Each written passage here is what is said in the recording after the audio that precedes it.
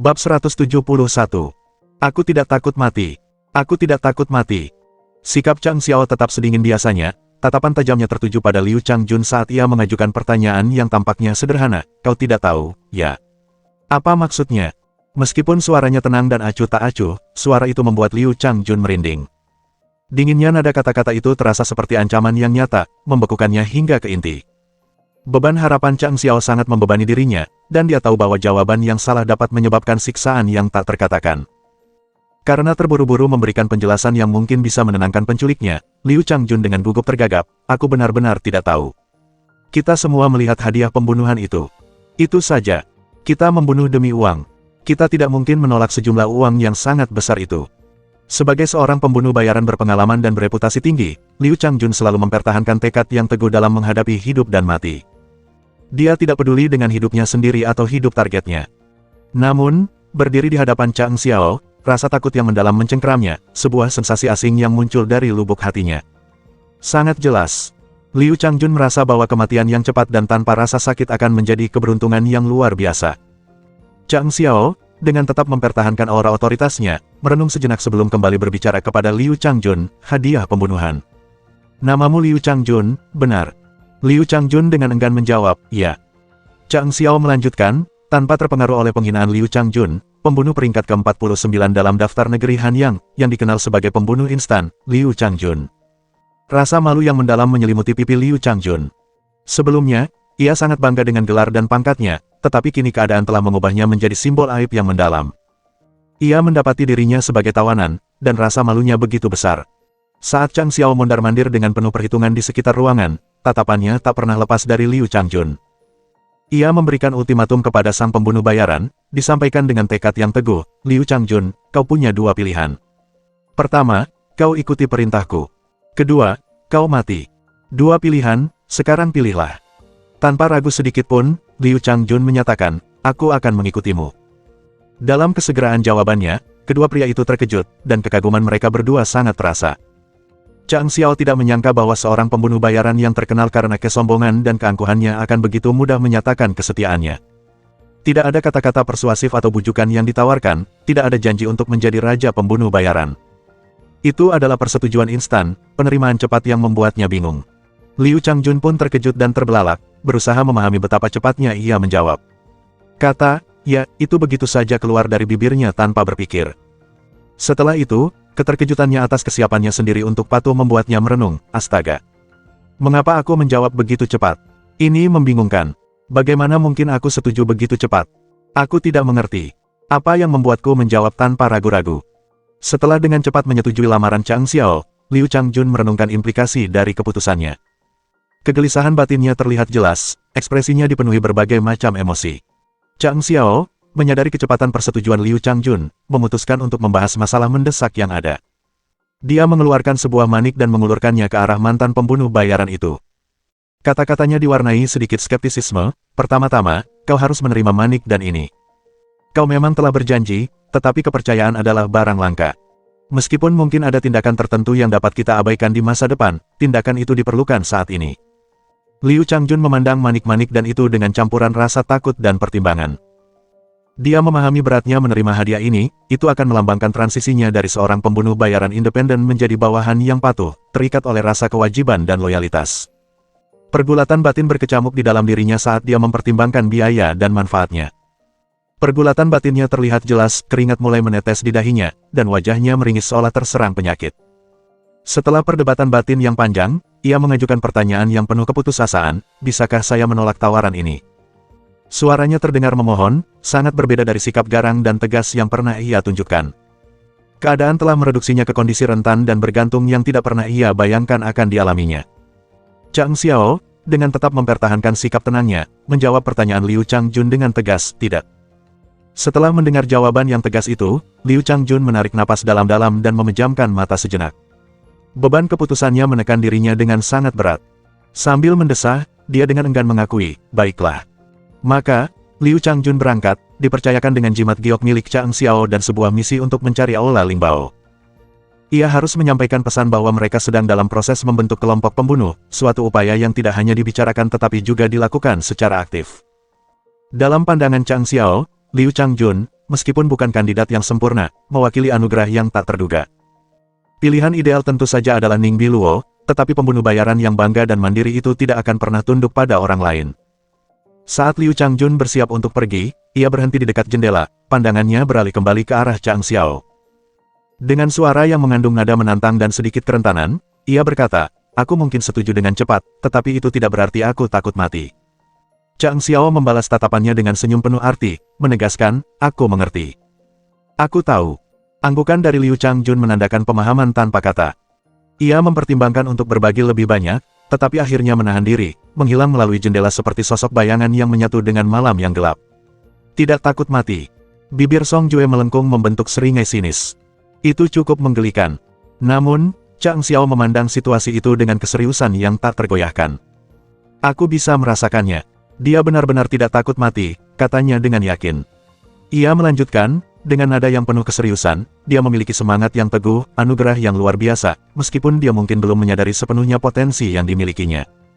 Dengan ketulusan yang mendalam, Chang Xiao menyimpulkan, ini adalah hadiah yang tak ternilai harganya. Song Jue menatap Chang Xiao dengan ekspresi bingung, jelas kesulitan memahami alasan di balik tindakannya baru-baru ini.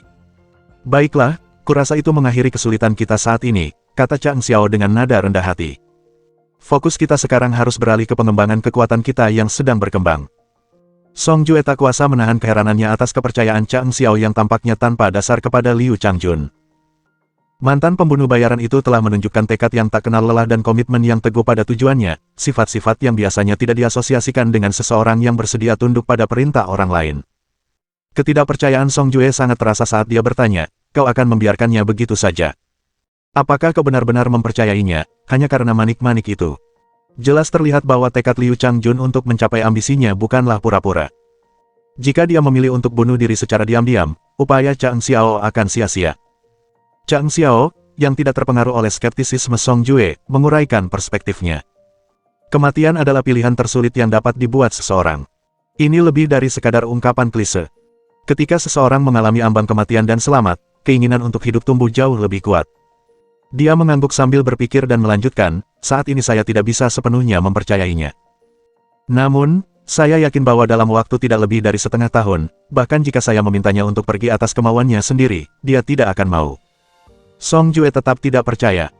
Dia menganggap optimisme Chang Xiao tentang Liu Changjun benar-benar tidak masuk akal. Menurut Song Jue, sangat tidak mungkin seorang pembunuh terkenal seperti Liu Changjun akan sepenuh hati mengikuti arahan orang lain. Setelah Chang Xiao mulai mendalami konsep-konsep seperti karunia dan sensasi, Song Jue menolak gagasan-gagasan ini sebagai hal yang fantastis dan tidak masuk akal. Menurut Song Jue, ide-ide mistis semacam itu tidak memiliki tempat di dunia nyata. Chang Xiao, dengan acuh tak acuh menutup matanya, tetap tidak terpengaruh oleh skeptisisme Song Jue.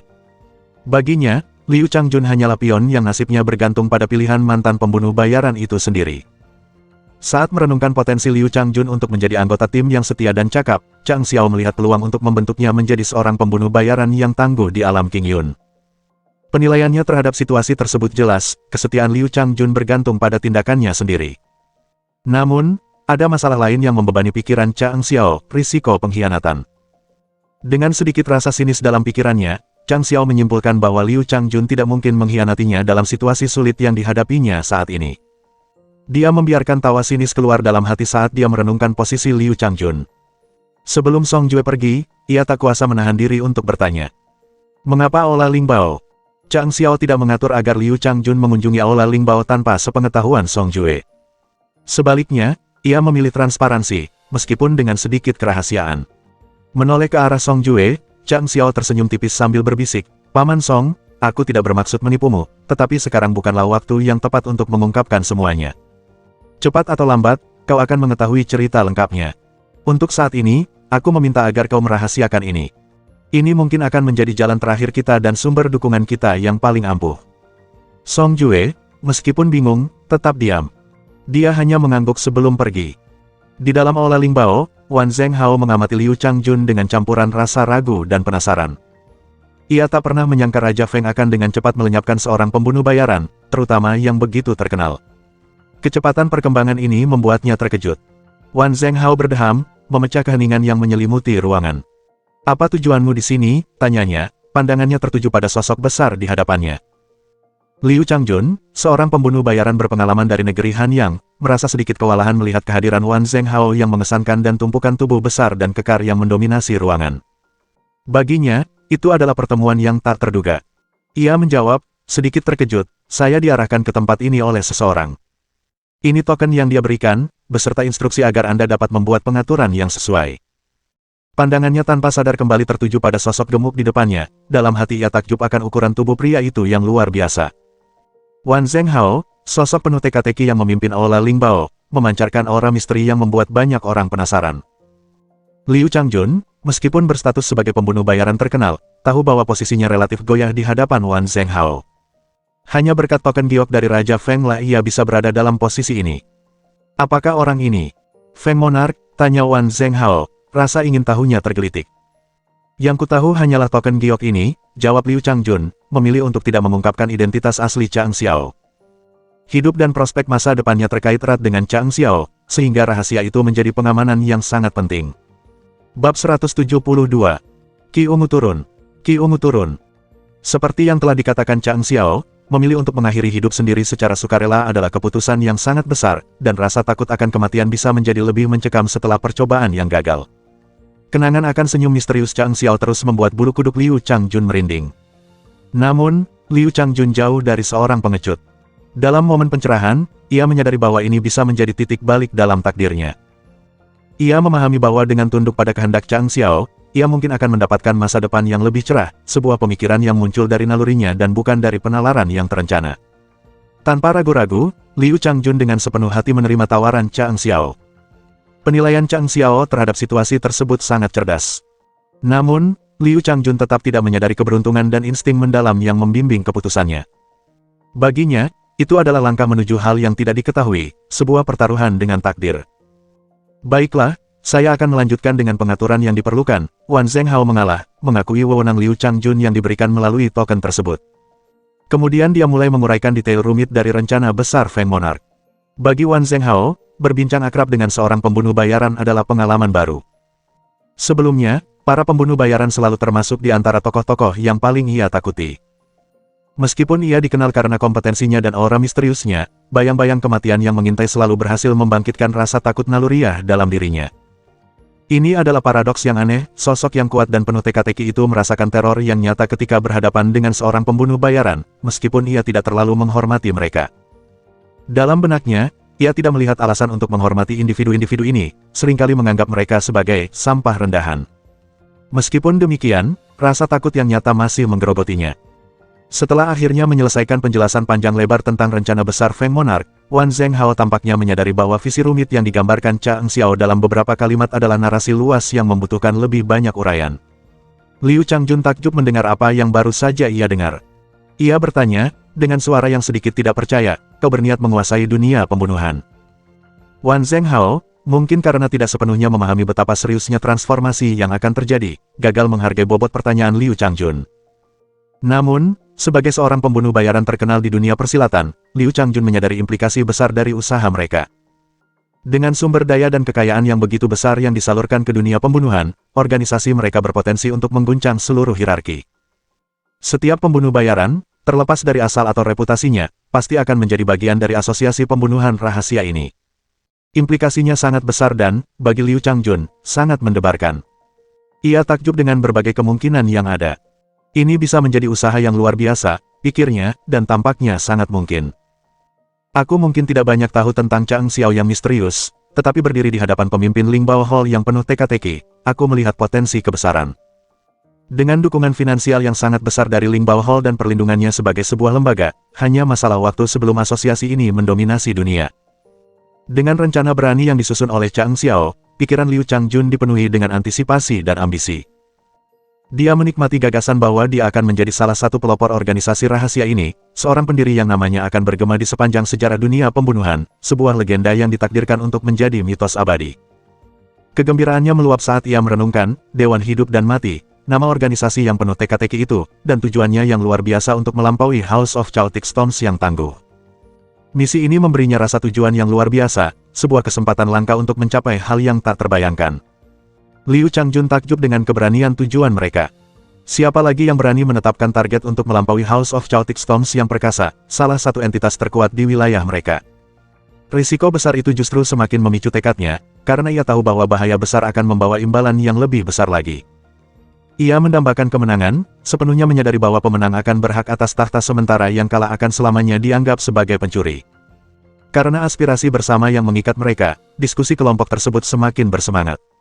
Mereka membahas setiap aspek usaha mereka, dari awal hingga pelaksanaannya.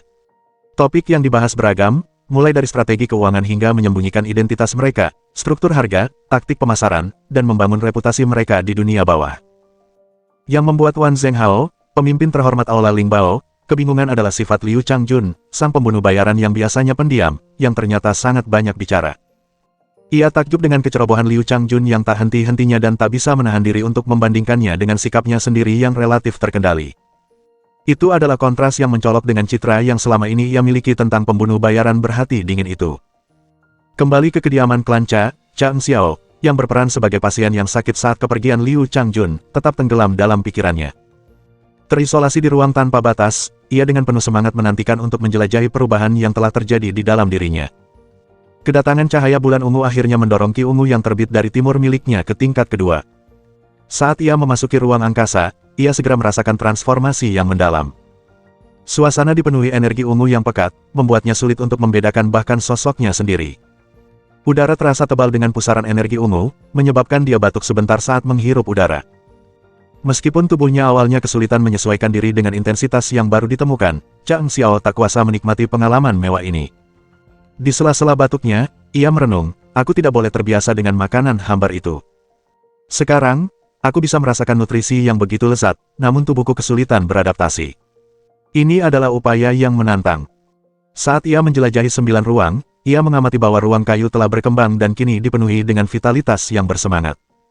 Perubahan itu juga terlihat pada telur misterius tersebut, yang mengisyaratkan perkembangan lebih lanjut di dalam ruang itu. Telur aneh yang dulunya memiliki kekuatan untuk membunuh kultivator tingkat Daoyuan telah mengalami transformasi yang luar biasa. Sekarang ukurannya menyerupai semangka, sangat kontras dengan bentuk sebelumnya. Keunikan telur sebesar semangka ini menjadikannya anomali yang menarik perhatian di ruang utama. Mendekati telur raksasa itu, Chang Xiao tidak dapat melihat tanda-tanda penetasan di dalamnya. Tampaknya telur misterius ini masih membutuhkan waktu yang lama sebelum perkembangan lebih lanjut terjadi. Di tengah ruang utama, sebuah meja mencolok berisi 2 buku. Salah satunya berjudul Purple Key Chance, menandai tingkat kedua dari Ki ungu yang naik dari timur. Pendahulunya, Purple Key First Arifes, telah digantikan oleh sequel yang lebih berwibawa ini, yang menekankan tema penurunan dalam judulnya. Saat Chang Xiao membuka buku itu, ia langsung disambut oleh kata-kata emas yang membanjiri pikirannya. Rumus untuk tingkat kedua beresonansi dengan kekuatan yang berbeda, melampaui tingkat sebelumnya. Tenggelam dalam upaya kultivasi, ia menjadi sepenuhnya terserap, melupakan segala sesuatu di sekitarnya, bahkan telur yang diam-diam menyerap Ki ungu di sekitarnya. Selama proses ini, transformasi mendalam terjadi pada tubuh fisik Chang Xiao. Meskipun orang mungkin mengharapkan dia tampak pucat, wajahnya justru memancarkan aura halus, menyerupai giok indah yang memancarkan kecemerlangan yang tenang. Setelah menyelesaikan tugasnya, Song Jue memasuki ruangan, dan terkejut melihat pemandangan di hadapannya. Keterkejutannya sangat terasa, karena ia mengenali fenomena ini sebagai tanda seorang kultivator mencapai tingkat keberhasilan yang signifikan dalam latihannya, tahap 3 bunga mekar dan 5 ki dimulai. Biasanya, kejadian seperti itu mengharuskan seorang kultivator mencapai tahap akhir tingkat Lingyuan. Namun, Chang Xiao tampaknya menentang konvensi ini. Sebagai seorang kultivator berpengalaman, Song Jue memahami betapa gentingnya situasi saat itu dan menyadari bahwa gangguan sekecil apapun dapat berakibat fatal. Dia mengeluarkan perintah tegas, melarang siapapun memasuki ruangan dan menetapkan hukuman mati bagi mereka yang menentang perintah ini. Mengambil posisinya di luar ruangan, dia merenungkan kejadian yang membingungkan itu, dan bertanya-tanya apa yang telah terjadi di dalam. Sementara itu, di dalam ruang tersebut, Chang Xiao perlahan-lahan kembali sadar. Dia membuka matanya dan menghela napas penuh pertimbangan. Bangkit berdiri, dia menarik napas dalam-dalam, merasakan kekuatan baru yang mengalir dalam dirinya. Tahap pertama Ki ungu yang naik dari timur dikaitkan dengan aura vitalitas, sedangkan tahap kedua menandai aura dominasi. Ini melambangkan Ki ungu yang turun saat matahari terbit, kekuatan tak terkalahkan yang tidak akan goyah atau mudah dihentikan. Dengan rasa kagum, Chang Xiao menyatakan, ini adalah Ki ungu yang naik dari timur. Tatapannya memancarkan intensitas baru, mencerminkan apresiasinya yang mendalam terhadap kekuatan dahsyat ini. Tatapan Chang Xiao beralih ke buku kedua di atas meja, dan dia merasa tertarik dengan judulnya, Pengembangan Cinta. Baris-baris pembukaannya menarik perhatiannya saat dia mulai membaca. Alam memiliki aturannya sendiri, sementara umat manusia memiliki cinta. Seseorang yang memiliki cinta dapat selaras dengan hukum alam, menjalani kehidupan fana dengan anggun. 7 aspek cinta membentuk landasan keberadaan manusia. Memupuk cinta berarti merangkul kehidupan itu sendiri.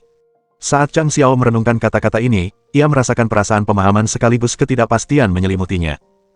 Konsep cinta, baginya, adalah sesuatu yang familiar sekaligus misterius. Cinta. Menumbuhkan cinta, kedengarannya seperti tugas yang menakutkan. Dia menghela napas, suaranya mengandung sedikit rasa pasrah. Kuharap cintaku tidak membutuhkan kultivasi, karena kultivasi seringkali menuntut pengorbanan. Chang Xiao, yang selalu jeli, menyadari bahwa ajaran-ajaran ini akan secara fundamental mengubah arah perjalanan kultivasinya. Sebuah kesadaran muncul dalam dirinya, yang meramalkan masa depan yang penuh tantangan dan tanggung jawab. Tidak akan ada jalan keluar dari jalan kultivasi yang rumit dan terkadang menyakitkan yang terbentang di hadapannya. Bab 173. Cucu akan datang. Cucu akan datang. Kehidupan yang menjanjikan terbentang di hadapan Chang Xiao, tetapi jelas baginya bahwa jalan yang akan ditempuhnya akan penuh dengan berbagai cobaan dan pengorbanan. Tantangan-tantangan seperti itu merupakan bagian yang tak terhindarkan dari perjalanannya. Di lubuk hatinya, Chang Xiao merasakan kedamaian batin dengan konsep cinta terhadap alam. Aspek-aspek indah dalam hidupku adalah hal-hal yang tak pernah ingin kuhilangkan, pikirnya dalam hati, merenungkan makna dari ajaran-ajaran baru ini. Manusia, tanggung jawab, perlindungan, perbaikan, penurunan. Ini pasti alasan mengapa aku memperoleh penurunan Ki Ungu dan kultivasi cinta secara bersamaan, karena manusia memiliki cinta sementara alam memiliki aturannya sendiri. Saat negeri Han yang terus dilanda peristiwa dramatis dan pertempuran sengit, berita mengalir tanpa henti ke seluruh kerajaan, dibawa oleh sejumlah utusan dan kurir. Di garis depan, di tengah kekacauan pertempuran di mana setengah juta tentara saling bentrok, 2 sosok mencolok duduk di puncak gunung. Mereka mengamati konflik itu dengan sikap acuh tak acuh, seolah-olah itu hanyalah tontonan biasa. Kedua wanita yang anggun ini memiliki rambut terurai dan bentuk tubuh yang memikat. Mereka memancarkan aura kecantikan yang luar biasa. Suara kicauan burung yang merdu terdengar di udara, dan seekor burung layang-layang turun dengan anggun dari langit, melengkung dalam busur yang memukau sebelum hinggap di depan kedua wanita itu. Mata kecilnya mengamati mereka dengan saksama. Salah seorang wanita, wajahnya tertutup selendang sutra berhiaskan gambar bunga teratai kabut, mengulurkan tangan untuk mengambil pipa kecil yang terpasang di tubuh burung itu. Di dalam pipa itu terdapat selembar kertas yang dilipat. Sambil membuka lembaran kertas itu, dia membaca isinya, matanya menunjukkan perubahan ekspresi yang halus. Sebanyak 117 pembunuh dikirim untuk melenyapkan Chang Xiao. 114 diantaranya tewas, sementara 2 lainnya melarikan diri dengan luka parah. Liu Changjun saat ini hilang. Chang Xiao tetap tidak terluka. Pesan tersebut ringkas, memberikan rangkuman singkat tentang hasil misi. Wanita berkerudung itu, yang dikenal sebagai cucu, berbicara dengan senyum tipis, sepertinya hadiah pembunuhan kita hampir gagal total. Apakah keluarga Cha benar-benar lawan yang begitu tangguh? Namun, temannya tampak tidak terganggu, dan menjawab dengan santai, begitu. Situasi tersebut disambut dengan sikap acuh tak acuh. Cucu melanjutkan, hadiah pembunuhan yang saya dapatkan telah digagalkan. Hampir semua pembunuh bayaran telah dieliminasi. Temannya mengangguk tanpa reaksi berarti dan bertanya, apa saranmu? Itu masuk akal, jawab cucu, mengingat pertahanan keluarga Ye yang tangguh. Saya rasa tidak bijaksana untuk mencoba operasi lain saat ini. Guru, saya rasa kita harus pindah lokasi. Temannya menatap cucu dengan saksama sebelum menjawab, oh. Guru, saya mohon, kita harus segera berangkat ke kerajaan Chen, desak cucu dengan nada mendesak. Penyakitmu, akibat dari ilmu bela dirimu, telah menjadi sangat parah. Saya mohon percayalah padaku. Feng Ziling memiliki cara untuk menyembuhkanmu. Wanita lain yang mengenakan pakaian putih menatap langit untuk waktu yang lama sebelum bergumam pelan, aku memang mempercayaimu. Keberadaanmu sendiri adalah bukti kepercayaanku. Namun, aku tidak bersedia menerima metode yang digunakannya untuk menyembuhkanmu.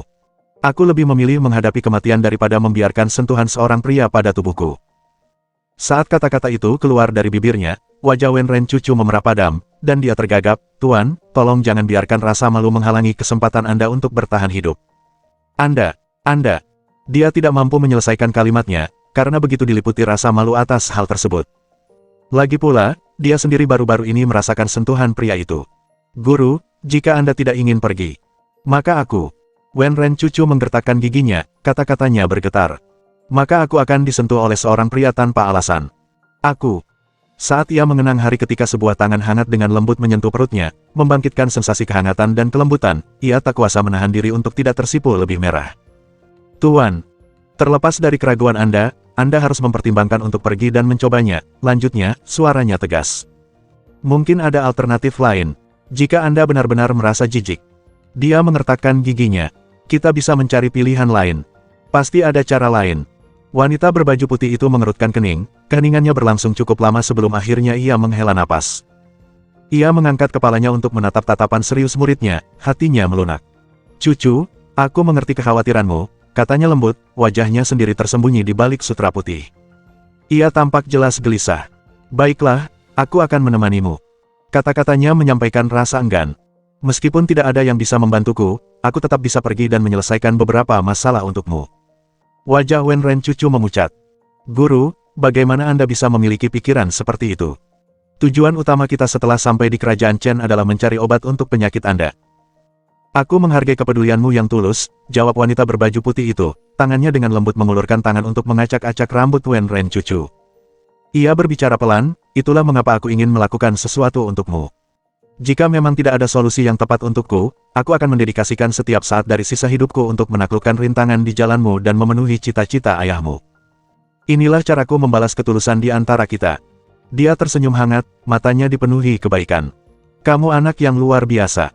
Aku tahu niatmu melampaui kepentingan diri sendiri. Jika bukan karena itu, mungkin aku tidak akan begitu rela membantumu. Wenren Cucu memeluk gurunya, merasakan kehangatan yang menenangkan di dalam hatinya. Dia berbisik, Guru. Wanita berbaju putih itu tersenyum, matanya memancarkan kasih sayang yang tulus. Ia tetap tenang menghadapi kenyataan akan kematiannya yang akan segera datang. Ia telah bertekad bahwa meskipun Feng Ziling memiliki kemampuan untuk menyembuhkannya, ia tidak akan pernah membiarkan sentuhan seorang pria menodai tubuhnya. Aku lebih memilih menghadapi kematian, sumpahnya dalam hati. Jika hidupku berakhir tanpa mencapai terobosan, aku akan menerima kematian dengan penuh keberanian, meninggalkan jejak kekacauan di kerajaan Chen sebelum aku pergi. Perjalanannya ke negeri Han yang didorong oleh keinginannya untuk menghabiskan lebih banyak waktu dengan murid kesayangannya sebelum akhir hayatnya yang tak terhindarkan, babak terakhir dalam hidupnya. Wenren Cucu memejamkan matanya dan menyandarkan kepalanya ke pelukan hangat gurunya. Pikirannya terfokus pada satu tujuan tunggal, tekad untuk menyembuhkan gurunya yang sangat ia sayangi. Di hadapan tuannya, dia sepenuhnya fokus pada upaya menyelamatkan hidupnya. Masih ada waktu untuk ambisi, gumamnya dalam hati. Dan aku hanya punya satu tuan. Jika aku harus memilih antara ambisiku dan tuanku, aku akan memilih tuanku yang kucintai. Di momen yang mengharukan itu, saat mereka berpelukan erat, pikiran mereka bercabang ke arah yang berbeda. Namun, kehangatan yang menenangkan menyelimuti mereka berdua. Saat matahari terbenam di langit sore, Wenren Cucu mengeluarkan perintah yang belum pernah terjadi sebelumnya. Ia memerintahkan penghentian semua urusan militer dan politik yang sebelumnya ia geluti. Satu-satunya fokusnya sekarang adalah berada di sisi tuannya. Lagi pula, aku adalah anggota sekte dari alam King Yun. Waktuku di dunia fana terbatas, jelasnya kepada orang-orang di sekitarnya. Kekayaan dan kekuasaan di dunia fana adalah milik kalian semua. Sudah saatnya kalian memperjuangkannya sendiri. Kata-katanya dipenuhi dengan rasa bermartabat, membuat mereka yang sebelumnya menentang posisinya menjadi terdiam. Dia adalah putri kami, putri raja kami, namun dia berdiri di ambang keabadian. Dia tidak lagi milik dunia ini. Mengapa kita harus memaksanya, pikir mereka. Namun, Wenren Cucu meninggalkan rencana cadangan dalam pengumumannya. Mungkin aku akan kembali untuk bertindak, tapi mari kita lihat bagaimana perkembangannya. Aku hanya berharap tidak ada yang akan mengganggu keputusanku. Pada hari itu, dia dan tuannya meninggalkan kamp militer, memulai perjalanan ke kota Chensing. Pada saat keberangkatan mereka, sudah 5 hari sejak Chan Nantian mundur dari medan perang dan baru 2 hari sejak laporan Cha Xiao tentang upaya pembunuhan yang gagal. Malam itu, sebuah pengumuman menggemparkan dunia datang dari kerajaan Chen mengenai Aula Lingbao. Wan Zhenghao, sang master misterius dari Aula Lingbao, mengungkapkan rencana untuk lelang besar manik-manik dan tertinggi yang dijadwalkan 1 bulan kemudian. Pengungkapan itu mengguncang dunia, bahkan menutupi berita tentang konflik yang sedang berlangsung. Lelang manik-manik dan tertinggi terakhir, yang secara eksklusif menampilkan manik-manik Pei Yuan dan telah menciptakan sensasi. Sekarang, dengan lelang yang akan datang yang menampilkan manik-manik dan kelas 2, kelas 3, dan kelas 4 atas, berita ini benar-benar mencengangkan. Manik-manik dan yang ditawarkan memiliki kualitas tertinggi, dan keragamannya yang luar biasa membuat dunia takjub.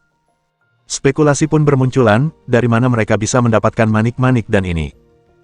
Seandainya Limbao Hall bukan pusat perbelanjaan terkenal di seluruh negeri Hanyang, banyak orang akan menganggap berita tersebut sebagai sekadar fantasi. Lagi pula, reputasi Limbao Hall tak tercela dalam hal keaslian. Wan Zhenghao mengambil langkah luar biasa dengan membuat pernyataan publik. Jika ada barang dalam lelang yang terbukti palsu, Limbao Hall akan segera menarik diri dari negeri Hanyang. Ini bukanlah kata-kata biasa. Sebuah ruang lelang besar dengan kekayaan melebihi miliaran emas yang membuat pernyataan seperti itu kepada dunia adalah hal yang belum pernah terjadi sebelumnya. Jika lelang tersebut memang ternyata palsu, itu akan menjadi sebuah pengungkapan yang mengejutkan. Namun, apakah Wan Zhenghao benar-benar gila? Bab 174. Jenderal Gilaca. Jenderal Gilaca. Jika Wan Zhenghao diliputi kegilaan, dia tidak akan pernah mampu mengubah ruang penjualan sederhana menjadi kerajaan komersial besar seperti Limbao Hall sekarang. Setiap sekte dan klan besar, termasuk beberapa organisasi misterius yang selama ini tersembunyi dari pandangan publik, melakukan persiapan untuk berpartisipasi dalam lelang yang akan datang. Puluhan kultivator terkemuka dan pembuat dan ahli berkumpul di kota Chensing, membentuk gelombang bakat dan kekuatan yang sesungguhnya. Kerajaan Chen berada di ambang pertemuan besar para tokoh berpengaruh. Peristiwa kali ini, dibandingkan dengan lelang sebelumnya, memiliki semua ciri khas sebuah tontonan megah. Tokoh-tokoh elit dari negeri Han yang tampaknya tak terhindarkan tertarik ke kota Chensing, mengubahnya menjadi sebuah peristiwa yang sangat berpengaruh.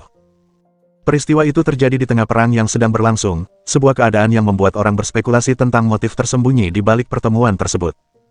Kemudian muncullah pengungkapan yang mengejutkan dari Wan Zhenghao.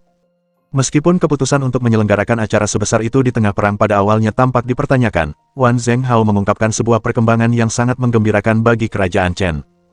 Akibatnya, kerajaan tersebut memberikan dukungan signifikan kepada Aula Lingbao, memberinya pengakuan resmi yang baru. Di masa perang ini, Wan Zhenghao menyatakan, "Saya, sebagai warga negara kerajaan Chen yang setia, menyadari tanggung jawab saya untuk melindungi tanah air kita. Oleh karena itu, kita akan mengalokasikan 60% dari keuntungan lelang ini ke kas negara, dengan harapan dapat berkontribusi pada keberhasilan prajurit kita dalam pertempuran mereka." Ia melanjutkan, selain itu, tambahan 10% dari keuntungan akan didedikasikan untuk mendukung keluarga yang telah kehilangan orang yang mereka cintai dalam perang ini. Meskipun ini mungkin merupakan tindakan sederhana, saya berharap ini dapat memberikan sedikit penghiburan. Bahkan Raja sendiri terkejut dengan pengumuman ini. Mengingat skala lelang yang diantisipasi, dapat dibayangkan bahwa lelang tersebut dapat menghasilkan puluhan miliar, bahkan mungkin mencapai 100 miliar dalam total transaksi. Dengan laju ini, keuntungan saja bisa mencapai 50 miliar, dengan 10 miliar dialokasikan sebagai pendapatan pajak untuk kerajaan. Ini menyisakan Limbao Hall dengan 40 miliar yang mencengangkan, 60% diantaranya akan menghasilkan angka yang sangat besar yaitu 24 miliar. Jumlah sebesar itu melampaui impian terliar kerajaan Chen dan berpotensi mengubah keseimbangan dalam perang yang sedang berlangsung. Itu adalah tindakan kebaikan yang akan berdampak signifikan bagi negara dan warganya. Mengingat keadaan luar biasa ini, Raja mengeluarkan dekrit yang tegas, tidak seorang pun, dan tidak ada kekuatan apapun, yang boleh mengganggu lelang ini. Lelang harus berlangsung tanpa gangguan. Di masa damai, Raja tidak akan pernah mengeluarkan perintah yang begitu langsung dan tegas. Namun, mengingat bahaya yang ada, lelang tersebut menjadi pilar dukungan yang tangguh bagi kerajaan, memberikan kehangatan dan harapan di tengah musim perang yang dingin dan penuh gejolak. Pimpinan militer menyambut baik janji Limbao Hall, khususnya komitmen 10% dari keuntungan untuk keluarga prajurit yang gugur. Meskipun 10% mungkin tidak tampak besar secara individual, jumlah tersebut jika diterjemahkan menjadi angka yang cukup besar, yaitu beberapa miliar, secara signifikan meningkatkan kehidupan mereka yang terkena dampak. Bagi keluarga para korban yang gugur, hal itu bukan hanya berarti kondisi hidup yang lebih baik, tetapi juga jaminan masa depan yang lebih aman. Pihak militer memberikan dukungan penuh terhadap lelang yang akan datang, menunjukkan komitmen mereka dengan mengirimkan sejumlah kultivator elit untuk mengamankan acara tersebut. Sejumlah pasukan yang ditempatkan di sekitar kota bahkan memilih untuk tidak mengambil cuti yang telah dijadwalkan, dan mendedikasikan diri mereka untuk membantu pengamanan lelang. Begitu besar kepercayaan diri yang ditimbulkan oleh pernyataan Wan Zhenghao. Mereka yang mengenalnya sangat menyadari bahwa ia tidak akan pernah berani berbohong dalam hal seperti itu. Itu bukan sekadar pengumuman, itu adalah mandat penting yang membawa konsekuensi serius jika dilanggar. Penekanan pada lelang yang diatur oleh Raja Feng Ziling, dari Aula Lingbao, berdampak besar pada rakyat. Dalam semalam, Feng Ziling menjadi pahlawan terkenal dan idola di kerajaan Chen, meskipun sangat sedikit yang tahu seperti apa rupanya. Warga membuat altar di rumah mereka sebagai simbol penghormatan kepadanya, imajinasi mereka membayangkan sosok yang murah hati, tampan, baik hati, dermawan, dan tegap. Di tengah sanjungan ini, beberapa wanita di kerajaan Chen dengan berani menyatakan, aku tidak akan menikahi siapapun selain Feng Ziling. Namanya bergema di seluruh kerajaan, dan peristiwa itu dijuluki Feng Ling Tianxia oleh sebagian orang.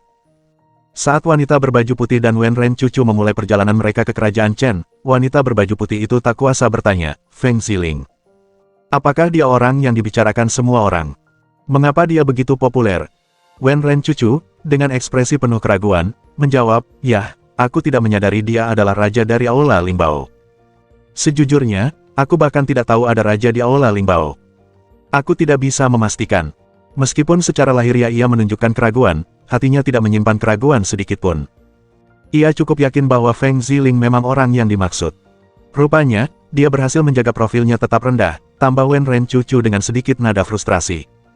Pantas saja si brengsek itu bisa mendapatkan manik dan tertinggi hari itu, gumamnya sambil menggertakkan giginya karena kesal. Wen Ren Cucu mendidih karena marah, rasa frustrasinya terlihat jelas. Dasar brengsek. Dia benar-benar memperlakukan aku seperti orang bodoh. Aku akan memberinya pelajaran saat kita bertemu lagi. Kata-katanya tidak luput dari perhatian wanita berbaju putih itu, yang menatap muridnya dengan tatapan tegas. Kamu harus selalu bersikap baik. Jangan membuat kesalahan, ia memperingatkan. Wen Ren Cucu, dengan bibir yang kembali tergigit, menjawab dengan lembut, baik tuan. Saya akan melakukannya. Wanita berbaju putih itu kemudian memberikan pelajaran yang hikmat, suaranya penuh kebijaksanaan. Seni bela diri sekte kita membutuhkan tubuh perawan. Begitu kau kehilangan keperawananmu, kau akan kehilangan semua yang telah kau raih. Kau adalah satu-satunya harapan di antara generasi muda sekte kita. Jangan goyah dalam pendakianmu menuju puncak kultivasi. Penyesalan akan menghantui hidupmu selamanya. Sambil menarik napas dalam-dalam, Wen Ren Cucu mengungkapkan tekadnya. Guru, jangan khawatir. Aku tahu apa yang harus kulakukan. Dengan percaya diri, dia menambahkan, aku yakin mencuri hatiku saja sudah cukup sulit.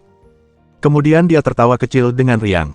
Saat mereka berbincang, berbagai peristiwa terjadi di kota Chensing. Di tembok perbatasan kota, seorang penjaga yang waspada melihat cahaya seperti pedang yang sangat terang mendekat dengan kecepatan kilat, sosok yang berlumuran darah melesat menuju gerbang kota. Bukalah gerbangnya, teriak sosok itu dengan suara lantang, menyebabkan dinding-dindingnya bergetar. Jenderal yang bertugas menjaga gerbang itu mengenali pendatang baru tersebut dengan rasa kagum dan tergesa-gesa. Jenderal Cha dari utara, serunya. Buka gerbangnya. Cepat. Gerbang kota berderit terbuka, dan Janantian bergegas masuk, kedatangannya hampir seketika. Mengapa Jenderal Cha begitu terburu-buru? Tubuhnya berlumuran darah. Aku ingin tahu apakah dia terluka, tanya suara-suara penasaran. Seorang pengamat yang berpengetahuan menjelaskan situasinya. Dia pasti telah melewati jebakan musuh yang tak terhitung jumlahnya untuk bergegas kembali. Putranya dalam keadaan genting. Saya mendengar bahwa dia hampir kehilangan nyawa, hanya tinggal beberapa hari lagi. Desakan Jenderal Cha sangat beralasan. Yang lain ikut berkomentar, menyatakan kemarahan. Bajingan-bajingan itu. Mereka seharusnya sudah dihukum sejak lama. Dengan kembalinya Jenderal Cha, mereka akan menghadapi konsekuensinya sekarang. Mereka pasti akan menderita. Tetapi saya berharap Tuan Muda Cha dapat melewati ini. Ini akan bermanfaat bagi keluarga Cha dan negara kita. Para penjaga menundukkan kepala dalam doa sambil berharap agar Tuan Muda itu segera sembuh. Tiba-tiba, sebuah ledakan mengguncang langit di atas kota, sebuah roket kembang api meledak dengan semburan hitam yang menyerupai satu kata, Cha. Petik 1. Suara menggelegar yang menyusul kemudian merupakan sebuah proklamasi kepada dunia. Para prajurit pasukan utara, berkumpullah di rumah Cha. Teriakan menggelegar itu bergema di udara, tak diragukan lagi itu adalah suara kepala keluarga Cha, Janantian. Orang-orang di ibu kota tersentak dari rutinitas mereka, dan rasa kaget yang nyata menyelimuti mereka. Jenderal Cha pasti bertindak tidak rasional kali ini, gumam mereka di antara mereka sendiri. Janantian bahkan belum sampai di kediamannya sebelum mengeluarkan perintah pemanggilan. Dia telah memerintahkan setiap prajurit dari pasukan utara untuk berkumpul tanpa penundaan. Tampaknya jika Tuan Muda itu tidak dapat bertahan hidup, dia sepenuhnya siap untuk menaklukkan seluruh kota. Beberapa saat kemudian, kota itu bergema dengan suara-suara tegas para tentara dari segala penjuru. Baik, Jenderal, teriak mereka serempak. Deru-derap kaki kuda mereka menggema di seluruh kota, sebuah paduan suara yang memekakkan telinga dan membisukan jalanan yang ramai. Seolah-olah seluruh kota telah tenggelam dalam keheningan yang mencekam, seolah-olah akhir dunia sudah dekat. Hati warga bergetar karena gelisah, merasakan betapa seriusnya situasi tersebut. Mereka yang sebelumnya pernah berurusan dengan Cha Eng Xiao diliputi rasa takut yang mendalam, wajah mereka pucat pasi. Rasanya seolah-olah bayang-bayang kematian menghantui mereka. Para prajurit dari pasukan utara dengan cepat berkumpul di dalam kota. Beberapa dari mereka mendekati gerbang kota dan mengambil posisi sebagai penjaga, secara efektif menguasai kota. Canantian telah memerintahkan mereka untuk mengamankan kota sepenuhnya. Meskipun orang-orang dapat masuk, tidak seorang pun diizinkan untuk keluar. Seruan menggema dari Canantian telah mengguncang seluruh kerajaan. Seluruh ibu kota kini tahu bahwa Canantian, jenderal dari utara, telah kembali dengan segenap kekuatannya. Sementara itu, di istana kerajaan, Raja menghela napas panjang, matanya mencerminkan campuran emosi yang kompleks.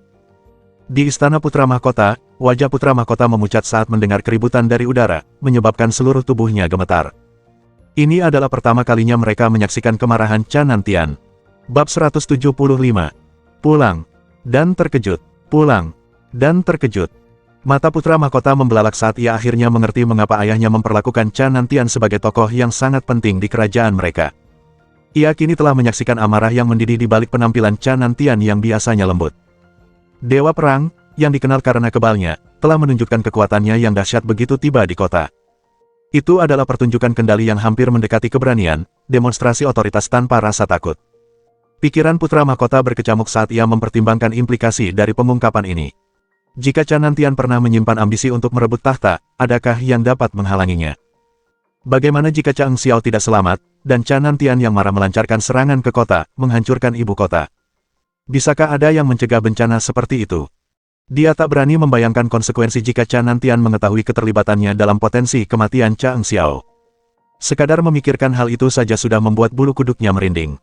Ya Tuhan, kumohon, jangan biarkan Canantian mengetahui kebenarannya, bisiknya penuh harap pada dirinya sendiri.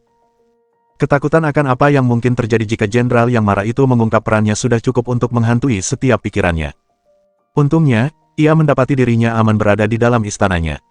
Seandainya ia berdiri di atas tembok kota, mengamati kekacauan yang terjadi, ia mungkin akan benar-benar ketakutan luar biasa.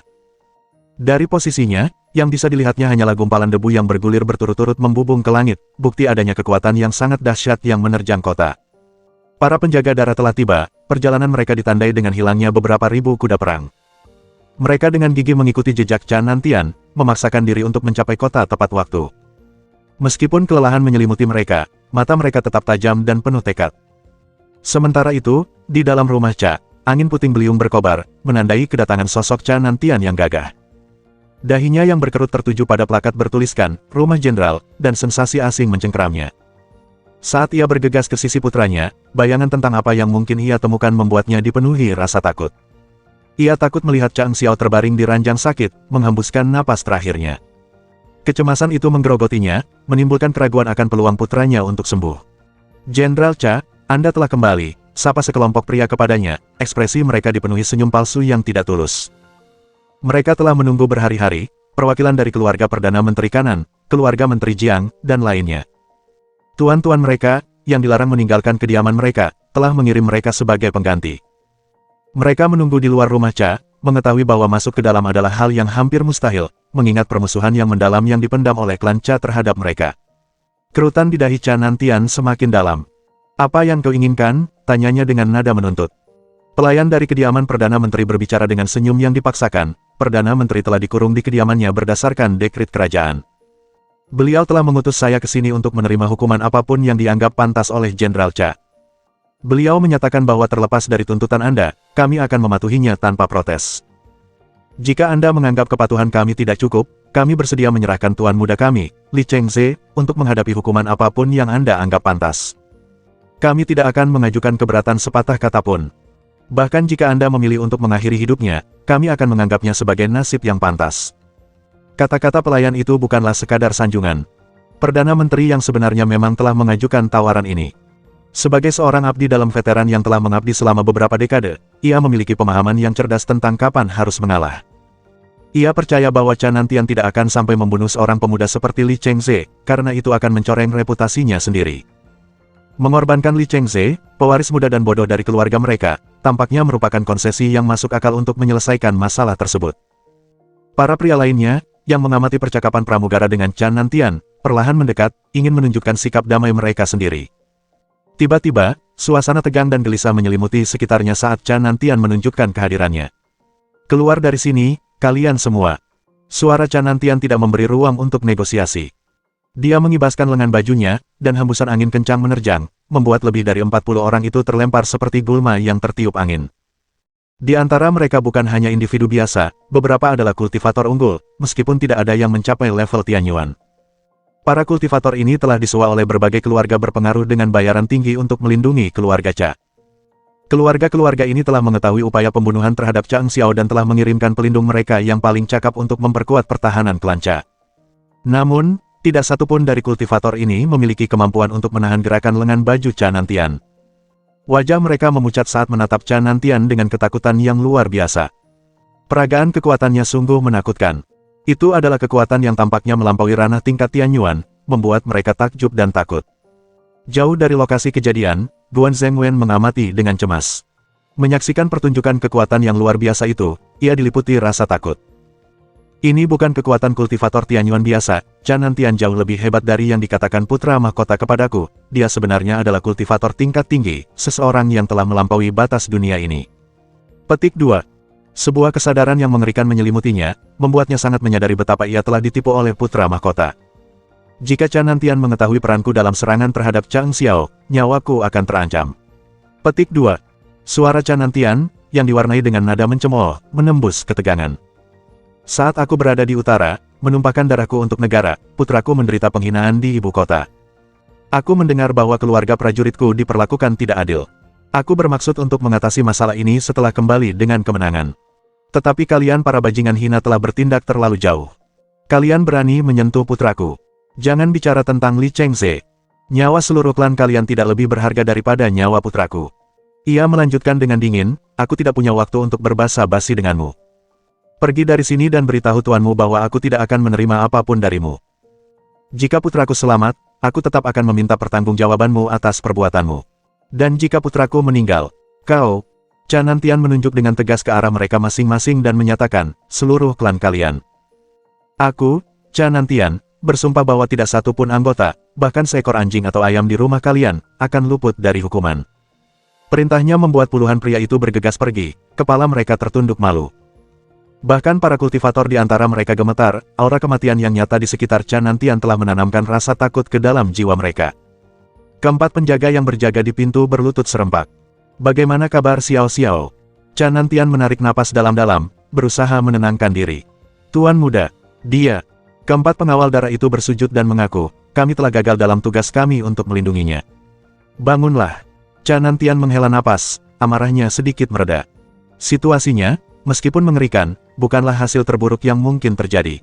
Putranya masih bertahan hidup, dan di mana ada kehidupan, di situ masih ada harapan. Dengan tekad bulat, ia memasuki rumah sambil berkata, bawa aku kepadanya. Sosoknya yang gagah melangkah maju dengan penuh tekad, memancarkan aura keberanian. Namun, dari belakang, jejak kesedihan dan rasa iba masih terselingering di belakangnya. Badai amarah yang nyata berkecamuk di dalam diri Canantian saat ia melangkah maju, setiap langkah membawanya semakin dekat ke ambang ledakan. Intensitas amarahnya menggantung di udara, sebuah kekuatan yang mudah meledak yang, jika dilepaskan, dapat menghancurkan seluruh kota dalam sekejap. Namun, saat ia melangkah maju dengan penuh tekad, Canantian tidak menyadari bahwa Chang Xiao tidak ada di rumah mereka. Kenyataannya sederhana, dia tidak ada di tempat. Ironi dari situasi tersebut tidak luput dari perhatian mereka yang mengetahui keadaan sebenarnya. Chang Xiao saat ini sedang berdiskusi dengan Wan Zhenghao di Aula Lingbao, jauh dari kekacauan yang terjadi di dalam rumah tangganya sendiri. Tanpa sepengetahuannya, ayahnya, Canantian, telah kembali ke kota, tanpa menyadari kekacauan yang terjadi selama ketidakhadirannya. Song Jue adalah salah satu orang yang mengetahui situasi tersebut. Tersembunyi di balik lapisan selimut, ia berbaring tak bergerak di tempat tidur, berpura-pura mati untuk melindungi identitas keponakannya. Tanpa sepengetahuannya, dunia luar tetap menjadi misteri, dan ia tidak mengetahui tentang kembalinya Canantian. Pintu itu terbuka. Canantian melangkah masuk ke ruangan, matanya langsung tertuju pada sosok yang terbaring di tempat tidur. Ketiadaan tanda-tanda kehidupan dari pria di hadapannya membuat bulu kuduknya merinding, dipenuhi rasa takut. Dengan lambaian tangannya, ia menutup pintu di belakangnya, menyelimuti ruangan dalam keheningan. Dengan langkah perlahan, ia melintasi ruangan yang luas itu, beban emosinya terlihat jelas dalam setiap gerakannya. Xiao Er. Suara Canantian bergetar saat dia berdiri di samping tempat tidur, menatap sosok di bawah selimut. Dengan lembut, ia mengangkat selimut, memperlihatkan sosok putranya. Air mata menggenang di matanya, hampir tumpah. Inilah satu-satunya secercah harapan dalam hidupnya, dan sekarang, putranya berada di ambang bahaya. Kemungkinan kematian putranya sangat membebani hatinya. Bagaimana ia bisa menghadapi istrinya, yang telah mengorbankan segalanya demi keluarga mereka? Kau adalah anak kami satu-satunya. Suara Canantian bergetar karena emosi. Namun, di saat berikutnya, sebuah pemandangan aneh terjadi. Tanpa sepengetahuan Song Jue, yang telah menempatkan penjaga di pintu untuk mencegah siapapun memasuki ruangan, terjadi penyusupan yang tak terduga. Dia yakin bahwa tindakan pencegahannya akan mencegah siapapun masuk, bahkan raja sendiri. Karena itu, dia mengendurkan kewaspadaannya dan tertidur. Namun, pintu terbuka lebar, diikuti oleh keheningan mencekam yang menyelimuti ruangan. Song Jue tak kuasa menahan diri untuk bertanya-tanya apakah para penjaga darah telah datang untuk memeriksa ruangan itu. Tepat ketika dia sedang memikirkan hal ini, dia merasakan selimut diangkat dari kepalanya. Apa-apaan ini? Siapa yang berani mengganggu rencana sempurnaku? Kemarahan Song Jue meluap, dan dia mulai berteriak, kau. Namun sebelum ia sempat mengucapkan kata lain, ia bertatap muka dengan penyusup yang berdiri di hadapannya, dan kedua pria itu diliputi keterkejutan. Saling menatap, ekspresi mereka mencerminkan kekaguman yang mendalam. Bab 176. Aku marah. Aku marah. Raut wajah Song Jue berubah drastis, wajahnya berkerut karena emosi, dan seolah-olah air mata menggenang di matanya. Namun, tatapan yang bertemu dengan Canantian seperti bertemu dengan penampakan, pemandangan yang surreal dan tak terduga. Di saat yang penuh gejolak itu, kedua pria tersebut diliputi rasa takjub yang luar biasa. Mengapa wajah ini tampak begitu familiar? Pikiran Canantian berkecamuk, berusaha mengingat wajah di hadapannya. Sementara itu, Song Jue terperangkap dalam kesadarannya yang mengejutkan. Dialog internalnya bagaikan pusaran angin yang panik. Kakak, Canantian, ini benar-benar bencana. Rencana yang telah kubuat dengan teliti telah gagal total. Strategi jituku telah menemui malapetaka. Song Jue diliputi rasa tak percaya. Dia tidak pernah menyangka bahwa penyamarannya sebagai keponakannya yang sakit akan terbongkar di hadapan kakak laki-lakinya. Dalam hatinya, ia meratapi kemalangan mengerikan yang menimpanya. Ia tak bisa memahami nasib buruk yang menimpanya. Saat keterkejutan awal mereda, Canantian dengan cepat kembali tenang. Matanya menyipit, memancarkan tatapan dingin dan tajam. Canantian memiliki kecerdasan yang tajam, dan meskipun dia belum sepenuhnya memahami keseluruhan kejadian, dia menyadari bahwa seseorang telah memanipulasi situasi. Yang terpenting, dia semakin yakin bahwa putranya, Chang Xiao, tetap tidak terluka. Jika tidak, Song Jue tidak akan bertingkah laku dengan sikap acuh tak acuh yang aneh seperti itu, menyamar sebagai keponakannya yang sakit dalam sandiwara yang ganjil ini. Diliputi amarah yang hampir tak terkendali, Canantian menggertakkan giginya sambil mengamati postur Song Jue. Apakah kepura-puraan ini sesuai dengan keinginanmu? Suara Canantian terdengar penuh kebencian saat ia menatap Song Jue. Kakak, gumam Song Jue, benar-benar kehilangan kata-kata, pikirannya dipenuhi kebingungan. Apakah kau senang menipuku? Raut wajah Canantian semakin dingin. Aku. Keringat mengalir di dahi Song Jue, dan dia dengan panik mengarahkan pandangannya ke sekeliling ruangan, pikirannya berkecamuk. Di mana anak laki-laki yang merepotkan itu? Mengapa dia tidak ada di sini untuk menanggung amarah ayahnya demi aku? Aku ingin menangis. Suara Canantian menggema, memotong lamunan Song Jue yang panik. Apa yang telah terjadi? Jelaskan dirimu, suaranya dalam dan tegas, giginya terkatup karena marah. Song Jue buru-buru berdiri, kata-katanya kacau. Kakak. Namun ia tergagap, tidak mampu merangkai kalimat yang koheren. Seandainya ada orang lain yang menyaksikan pemandangan ini, peristiwa itu akan terukir dalam ingatan mereka selamanya. Namun, ruangan itu hanya berisi mereka berdua. Karena kau berpura-pura sakit, silakan terus berbaring, seru Canantian, suaranya penuh penghinaan. Ia mengangkat kakinya dan menekannya kuat-kuat ke perut Song Jue, sebuah pengingat kejam tentang konsekuensi dari tipu daya. Song Jue, lihat kekacauan yang kau timbulkan. Bagus sekali. Kata-kata Canantian penuh dengan sarkasme. Song Jue, yang terperangkap di bawah selimut, hampir tidak bisa bergerak sedikitpun. Ekspresi kesakitannya tidak mendapat simpati sama sekali. Kakakku tersayang, izinkan aku menjelaskan. Sebenarnya, Song Jue memulai, dengan permohonan putus asa di matanya.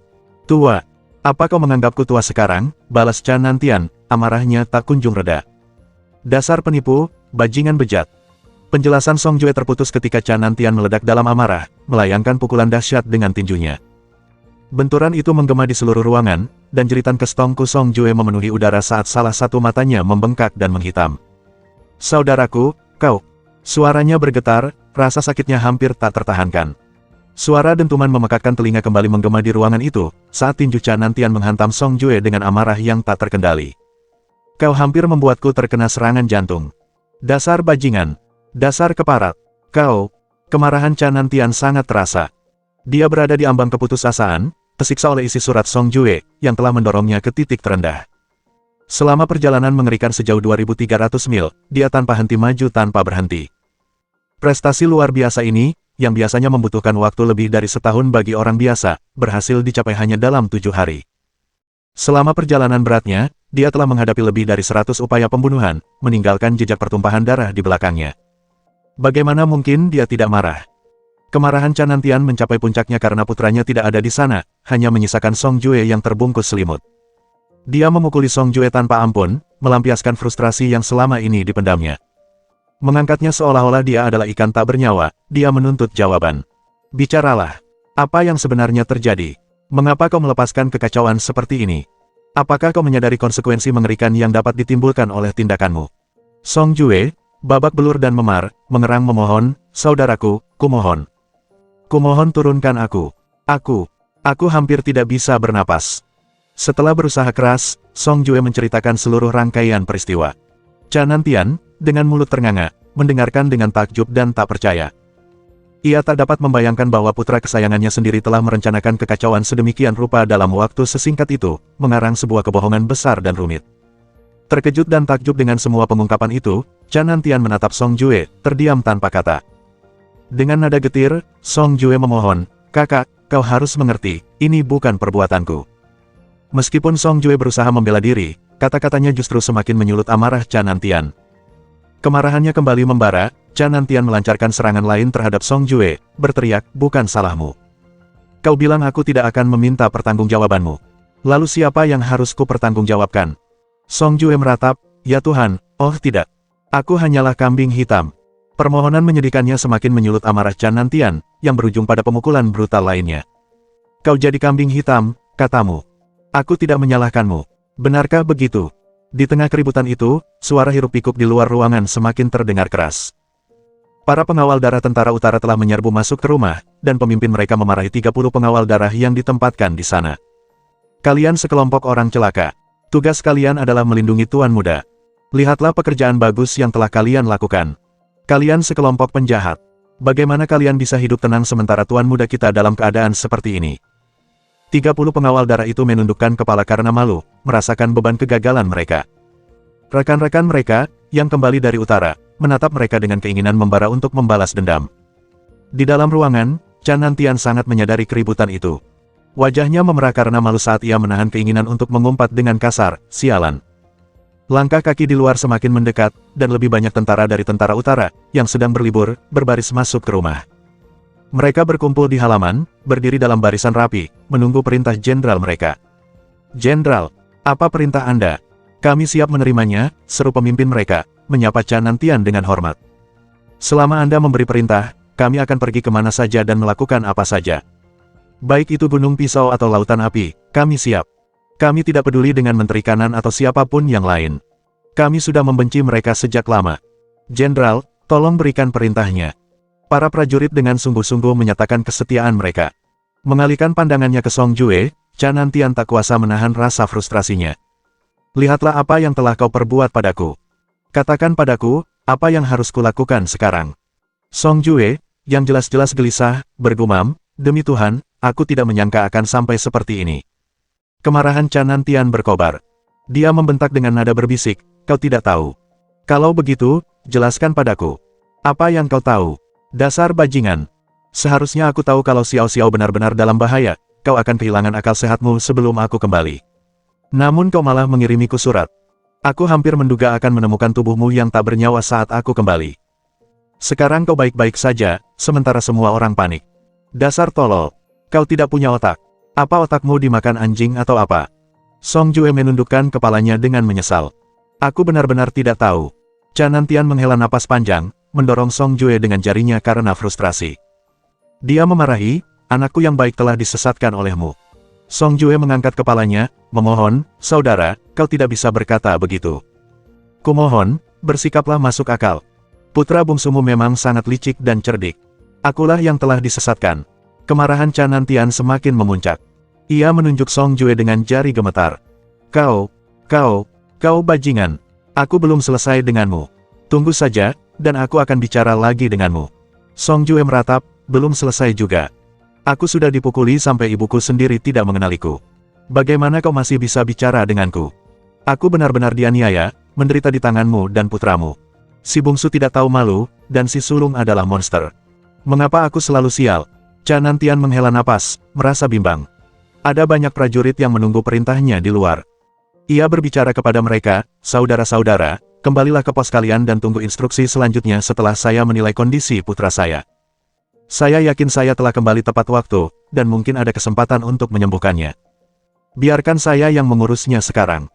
Kalian semua telah bekerja dengan baik, dan kalian telah menjalani hari yang panjang, saudara-saudaraku. Ini adalah pertama kalinya Dewa Perang yang terkenal itu berbohong.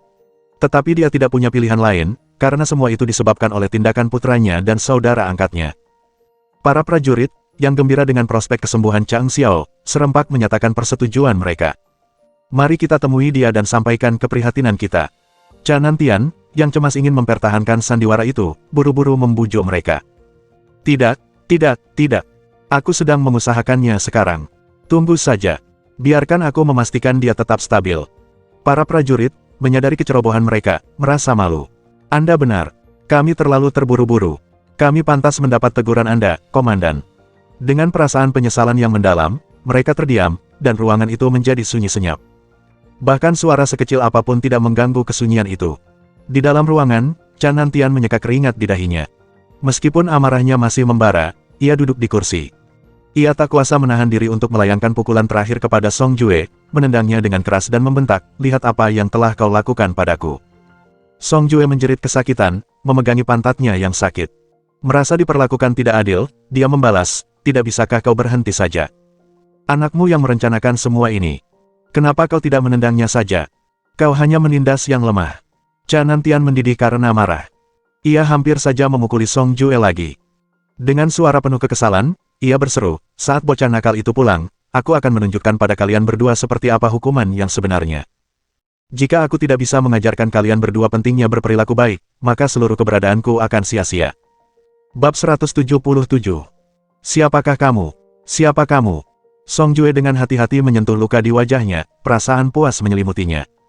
Yah, aku merasa sedikit lebih baik sekarang, setelah mendengar ini. Bocah nakal itu akhirnya akan menghadapi akibatnya, betapapun sombong dan tidak tahu malunya dia. Dengan raut wajah puas, dia melanjutkan, ngomong-ngomong soal itu, saya sebenarnya merasa cukup puas. Chan Nantian terkejut dengan respons Song Jue. Dia menatap saudara angkatnya dengan rasa tidak percaya. Kau orang macam apa? Apakah begini seharusnya seorang paman bereaksi? Ini benar-benar hal yang langka di dunia. Tanpa disadarinya, Song Jue telah mengalami cobaan berat di tangan Chang Xiao akhir-akhir ini. Pengalaman itu hampir membuatnya gila, membuatnya tidak mampu mengungkapkan perasaannya, apalagi membicarakannya dengan Chan Nantian. Rasa malu telah mencegahnya untuk mengungkapkan seberapa besar penderitaannya. Tapi apa yang mungkin dia katakan? Putramu adalah seorang jenius sejati, keajaiban, legenda. Sebenarnya, dia lebih seperti monster sejati.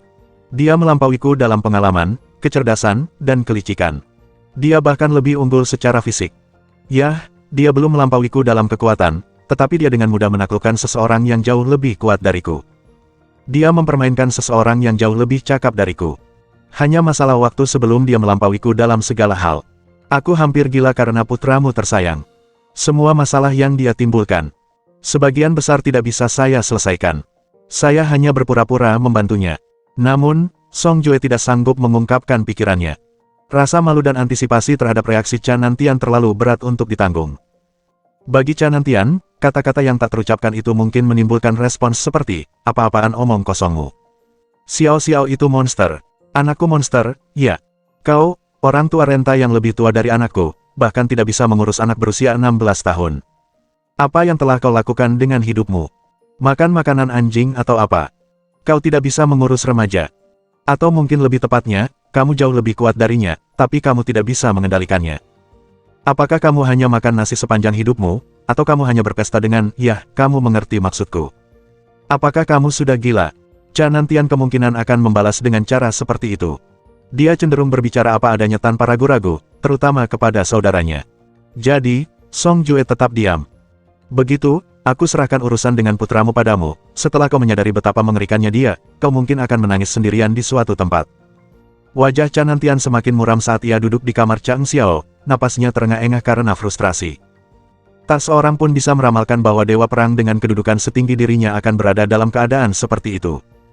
Di luar, langit terus gelap, dan Chang Xiao belum juga pulang. Napas berat Chan Nantian memenuhi ruangan, sementara Song Jue tetap membeku di tempatnya, hampir tak berani menarik napas. Dia berpegangan pada sudut ruangan, berdoa dalam hati agar Chang Xiao segera kembali. Aku tak tahan lagi melihat wajah ayahmu yang menakutkan, cepatlah pulang dan kurangi tekanan yang tak tertahankan ini, aku harus berhutang nyawa padamu, aku bahkan tak berani menghembuskan napas keras di depan ayahmu, dan di sini aku, bertingkah bodoh dan menjadi kambing hitammu. Tampaknya, para dewa sedang mendengarkan. Setelah menikmati kemewahan memerintah sebagai raja di Aula Lingbao, Chang Xiao akhirnya kembali ke rumah. Diam-diam ia menuju kamarnya, memperhatikan kegelapan yang menyelimuti ruangan itu. Senyum tipis tersungging di bibirnya. Paman Song memang seorang penipu yang ulung, dia telah bertahan begitu lama, harus kuakui, aku cukup terkesan. Chang Xiao memasuki kamarnya dan terkekeh pelan, berbicara kepada kegelapan. Paman Song, aku kembali. Apakah paman sudah cukup istirahat hari ini? Keheningan menyambut kata-katanya. Namun, ia merasakan kehadiran orang lain di ruangan itu, lebih dari satu orang. Seketika, ia menjadi waspada dan bertanya lagi, Paman Song. Saat berbicara, ia merasakan tubuhnya tanpa sadar bergeser dari posisi sebelumnya. Terdengar suara samar pergerakan dari tempat dia berdiri sebelumnya. Dengan cemas, dia bertanya, siapakah kamu? Detail-detail kecil seringkali mengungkap kebenaran. Gerakan kecil itu menunjukkan kehadiran seorang kultivator ulung di ruangan itu, melampaui siapapun yang pernah ditemui Chang Xiao sejak kelahirannya kembali. Bahkan Song Jue pun kalah kelas, dan bahkan Guan Zhengwen, guru Guan dari keluarga kerajaan, dan pembunuh bayaran nomor 1, Ning Biluo, semuanya berada dalam jangkauan orang ini. Chang Xiao yakin bahwa jika pria ini sampai ke Song Jue tidak akan punya kesempatan untuk bereaksi. Memanggil Song Jue 2 kali tanpa mendapat respons, Chang Xiao menjadi cemas. Apakah pria ini membunuh Paman Song? Didorong oleh pikiran ini, niat membunuh Chang Xiao melonjak. Tangan kirinya bertemu dengan tangan kanannya dengan tepukan, memunculkan cahaya kemasan dan ki dingin yang menyelimuti tubuhnya. Dengan hati-hati mengamati sekelilingnya, dia merasakan gerakan tiba-tiba di belakangnya. Tanpa ragu, dia membalas dengan serangan. Dalam kegelapan, sebuah tangan raksasa, seolah menentang hukum alam, melesat ke arah leher Chang Xiao melalui jalur yang tak dapat dijelaskan. Dengan gerakan lincah, Chang Xiao mundur selangkah dan berbalik dengan cepat. Suaranya menggema, menuntut, di mana Paman Songku? Siapakah kau? Penyusup itu tetap diam, tangannya yang besar terus bergerak cepat menuju leher Chang Xiao. Serangan pertama berlangsung cepat, tetapi serangan kedua bahkan lebih cepat, hampir menyilaukan. Chang Xiao hampir tidak punya waktu untuk menghindar. Untungnya, kecerdasannya membantunya. Dia mengulurkan tangan emasnya dan menyerang pergelangan tangan anggota tubuh raksasa yang datang. Suara benturan keras memenuhi ruangan. Saat Chang Xiao sejenak menikmati keberhasilan pertahanannya, dia tiba-tiba merasakan sakit yang luar biasa di lengannya. Benturan itu hampir menghancurkan lengannya. Dengan panik, dia segera menarik lengannya, wajahnya meringis kesakitan. Chang Xiao yakin dia telah melebih-lebihkan lawannya, tetapi sebenarnya, dia telah sangat meremehkan pria di hadapannya. Serangan tangan emas itu dipenuhi dengan ki dingin, mendorong batas tingkat kultivasi Chang Xiao saat ini. Dia yakin bahwa bahkan Grandmaster tingkat Tianyuan pun akan enggan menghadapi serangan dahsyat seperti itu. Seharusnya itu adalah serangan yang tak terhentikan, namun pria misterius ini tetap tak terluka sementara lengannya sendiri tampak hampir patah. Chang Xiao kagum pada kekuatan kultivasi luar biasa dari orang asing itu. Musuh misterius itu tampak agak terkejut dengan ketidakefektifan serangan Chang Xiao, tetapi terus maju, tangannya mengarah mengancam ke leher Chang Xiao. Tampaknya mustahil untuk menghindar. Serangan balik Chang Xiao yang menggunakan tangan emasnya memang tidak terlalu berhasil, tetapi untuk sementara memperlambat laju pria itu yang tak kenal lelah. Dalam waktu singkat, Chang Xiao telah menggunakan 18 manuver menghindar yang berbeda sambil melepaskan 18 pukulan telapak tangan dan tinju terhadap penyerangnya dalam kegelapan. Menyadari bahwa baik tangan emas maupun ki dingin tidak dapat melukai musuh yang tangguh ini, Chang Xiao terutama menggunakan ki dingin untuk mengulur waktu lawannya. Kecepatan pria itu sangat mencengangkan. Meskipun serangannya yang tanpa henti hanya ditujukan ke leher Chang Xiao, serangan itu dilakukan dengan kekuatan yang sangat besar sehingga Chang Xiao hanya bisa fokus pada pertahanan diri. Pria itu, yang menunjukkan tingkat kultivasi yang tak tertandingi, tidak berusaha menghindari serangan balik Chang Xiao. Tangannya yang besar tetap berada sangat dekat dengan leher Chang Xiao sepanjang waktu, menunjukkan tekad yang kuat. Dalam sekejap, Chang Xiao menghentakkan kakinya ke lantai dan melesat pergi dengan kecepatan kilat. Menyadari kekuatan lawannya yang tak tertandingi, ia memilih untuk mundur, mencari kesempatan untuk menyusun rencana baru.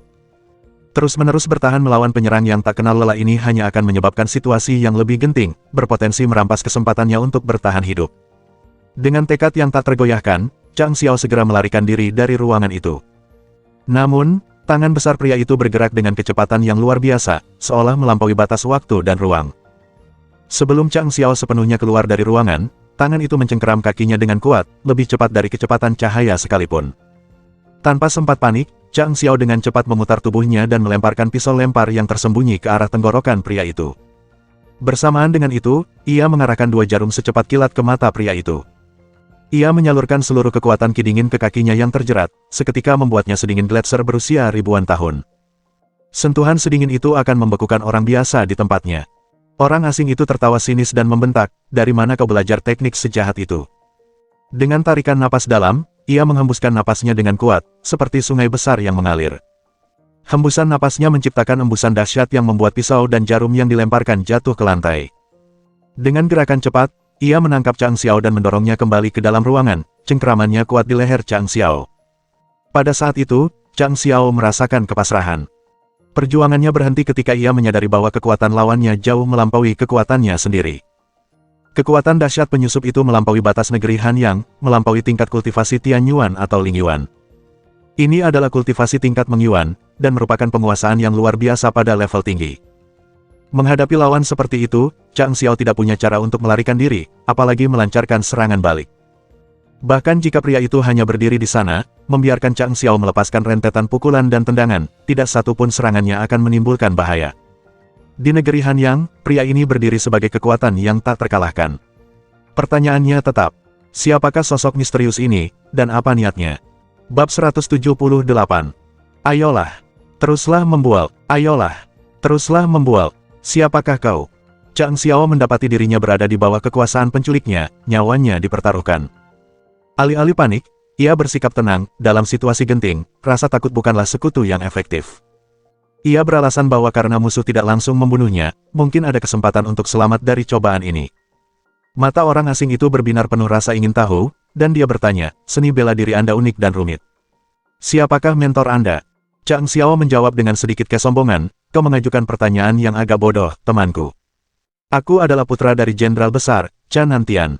Kemampuan bela diriku secara alami berasal dari ayahku yang termasyur."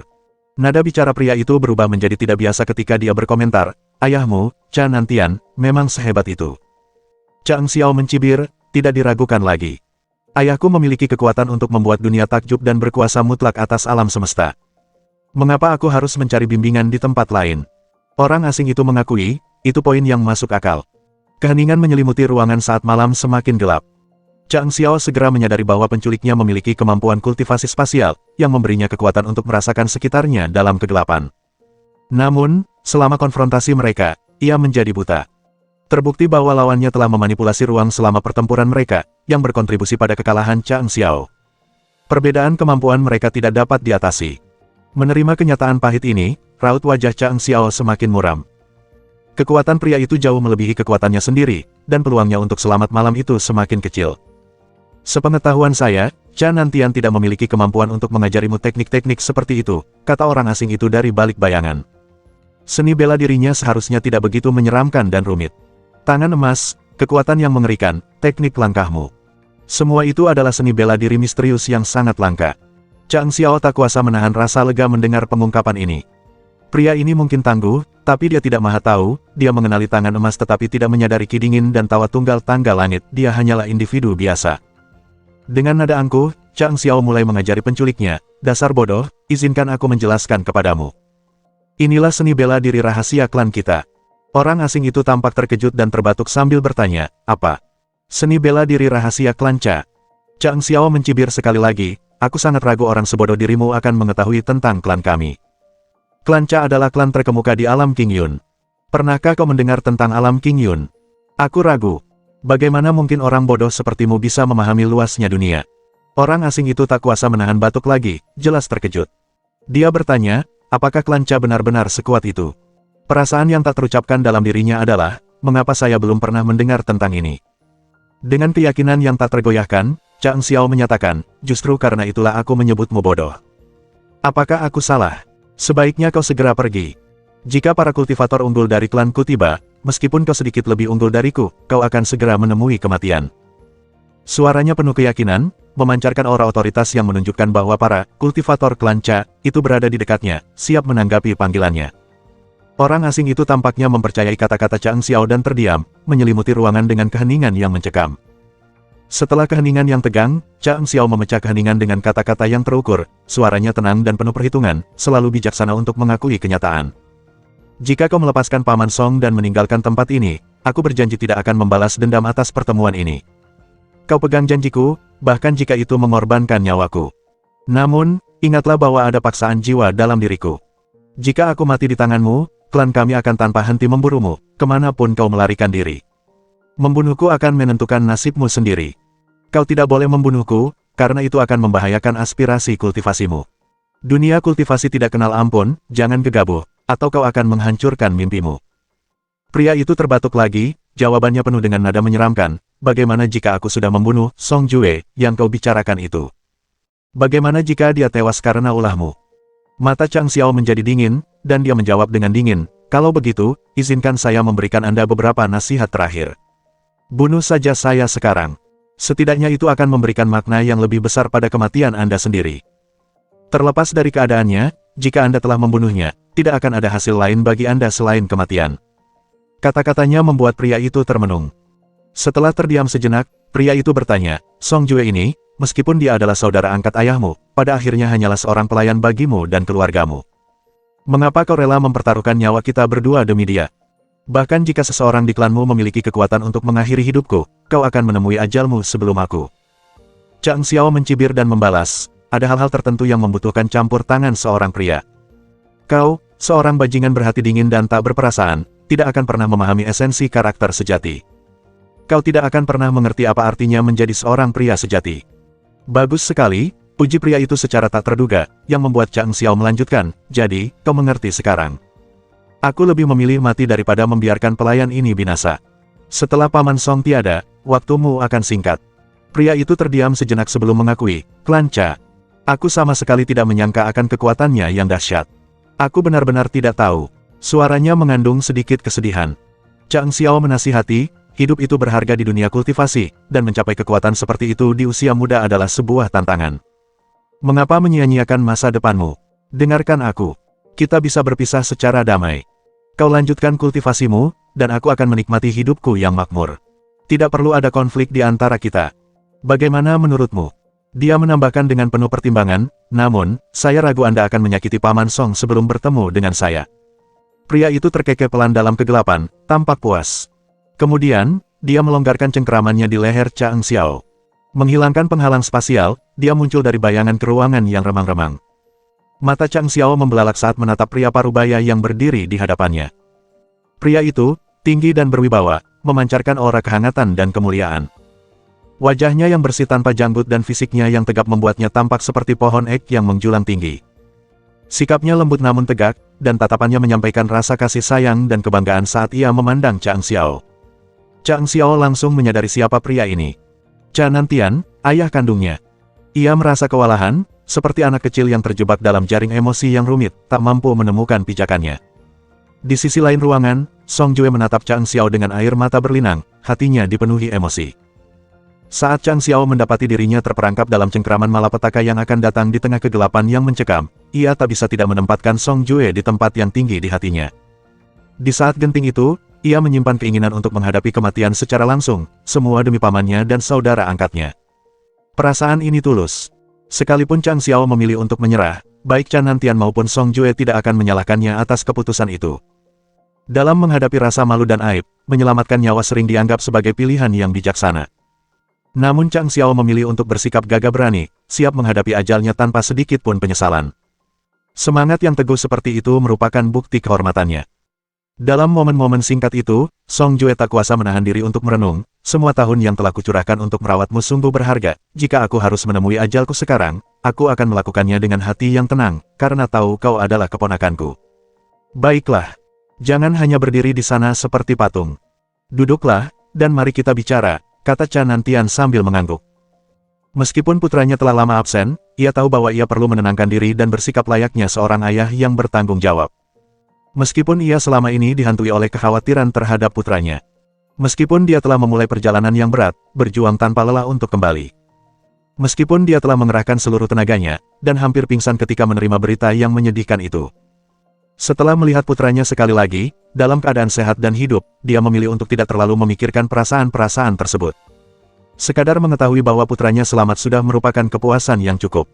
Tindakan yang telah saya lakukan, itu adalah tanggung jawab seorang ayah, itu adalah kewajiban saya. Tidak perlu membahasnya. Kurung siku tutup.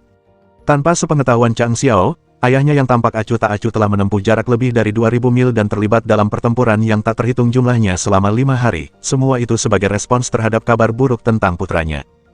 Bagi Cha Nantian, besarnya usaha ayahnya tidak berarti apa-apa jika dibandingkan dengan kesejahteraan putranya. Yang benar-benar penting adalah keselamatan Chang Xiao. Bab 179. Puaslah. Puaslah. Tidak buruk, Cha Nantian tak kuasa menahan kekagumannya. Kau benar-benar mewujudkan semangat kelanca. Hatiku terharu melihat betapa kau menghargai ikatan persaudaraan. Ia mengalihkan pandangannya ke Song Jue dan melanjutkan, saudaraku, bagaimana pendapatmu tentang putraku? Song Jue, tersentuh oleh momen itu, berusaha mengendalikan emosinya. Dia menjawab, dia benar-benar luar biasa, kakak. Ini pertama kalinya aku merasakan perhatian seperti ini dari generasi muda. Aku menyesal tidak menikah dan memiliki anak sendiri. Jika aku melakukannya, mungkin dia akan sehebat Xiao Xiao. Cha Nantian berseri-seri penuh kebanggaan dan tertawa terbahak-bahak. Lalu dia melanjutkan, kalian berdua benar-benar telah merangkai cerita yang cukup menarik bagi semua orang kali ini. Tindakan kalian telah menimbulkan kehebohan di kerajaan, dan awalnya aku sangat marah. Namun, melihat Xiao Er tumbuh menjadi pria sejati, itu memberiku penghiburan yang besar. Yang terpenting, Cha Nantian menekankan, kau sekarang memahami esensi menjadi seorang pria, beban tanggung jawab, dan makna perlindungan. Ia mengarahkan pandangannya ke Chang Xiao. Apakah kau mengerti sekarang? Chang Xiao merasa sedikit malu tetapi mengangguk setuju. Pelajaran-pelajaran ini adalah sesuatu yang baru-baru ini ia pahami. Memang, perjalanan pulang sejauh ini sangatlah berharga. Cha Nantian kagum melihat perubahan putranya dan berkomentar, melihat sosokmu sekarang membuat perjalanan ini sangat berarti. Chang Xiao mengangguk kagum dalam diam kepada ayahnya. Meskipun Cha Nantian sangat prihatin dengan perang di utara, hatinya jauh lebih tertuju pada apa yang perlu dia lindungi. Mungkin ada kritikus yang menuduhnya mengabaikan negara dan banyak keluarga demi putranya, tetapi membuat pilihan seperti itu tidak pernah mudah. Cha Nantian memilih untuk pulang, sepenuhnya menyadari rasa malu yang akan ditanggungnya. Itu adalah kekurangan yang tak terhapuskan dari jenderal besar yang tampaknya tak terkalahkan, tetapi dia tidak peduli dengan opini publik. Sebagian orang mungkin berpendapat bahwa pahlawan sejati adalah mereka yang tetap berada di medan perang, meninggalkan keluarga mereka. Namun, jika seseorang tidak mampu melindungi orang tua, istri, dan anak-anaknya sendiri, bagaimana ia bisa dianggap berbudi luhur? Apa gunanya berjuang untuk tanah air jika mereka tidak mampu memberikan kehidupan yang baik bagi orang-orang yang mereka cintai? Para pahlawan di medan perang mungkin mendambakan kepulangan ke rumah ketika keluarga mereka menghadapi keadaan yang sulit, tetapi prinsip dan peraturan militer seringkali mencegah mereka melakukannya. Itu adalah pertanyaan yang kompleks dan tak terjawab. Namun, Cha Nantian tetap berpegang pada prinsipnya dan tidak terpengaruh oleh pendapat orang lain. Aku benar-benar membutuhkanmu, untuk pulang kali ini, Chang Xiao ragu-ragu saat berbicara kepada ayahnya. Kata itu terasa aneh di lidahnya, dan dia kesulitan menyesuaikan diri dengan kenyataan baru ini. Namun, Chang Xiao tak kuasa bertanya-tanya dalam hati, jika ayahku di kehidupan sebelumnya begitu menyayangiku, aku tak akan meminta lebih. Sekarang aku memiliki tubuh ini dan ayah ini, mengapa aku harus menuntut lebih? Bukankah ini cinta sejati yang selama ini kurindukan? Cha Nantian melirik putranya dan mengangkat alisnya. Aku ingin tahu alasanmu. Jika aku tidak menganggapnya masuk akal, kau pasti akan menghadapi hukuman. Meskipun ia bangga dengan transformasi putranya menjadi pria yang bertanggung jawab, Chang Xiao telah menimbulkan kegaduhan yang cukup besar dengan tindakannya kali ini. Karena itu, Cha Nantian mengharapkan penjelasan yang meyakinkan. Pertama-tama, Chang Xiao memulai, kerajaan Chen mungkin tampak kaya dan kuat, tetapi menghadapi ancaman dari segala sisi. Ketika perang pecah, kerajaan membutuhkan individu-individu yang cakap untuk mendukungnya. Kedua, keharmonisan internal lebih diutamakan daripada kekuatan eksternal. Terlepas dari ancaman eksternal, korupsi masih merajalela di dalam kota. Jiwa para prajurit yang gugur tidak menemukan kedamaian, dan keluarga mereka menderita.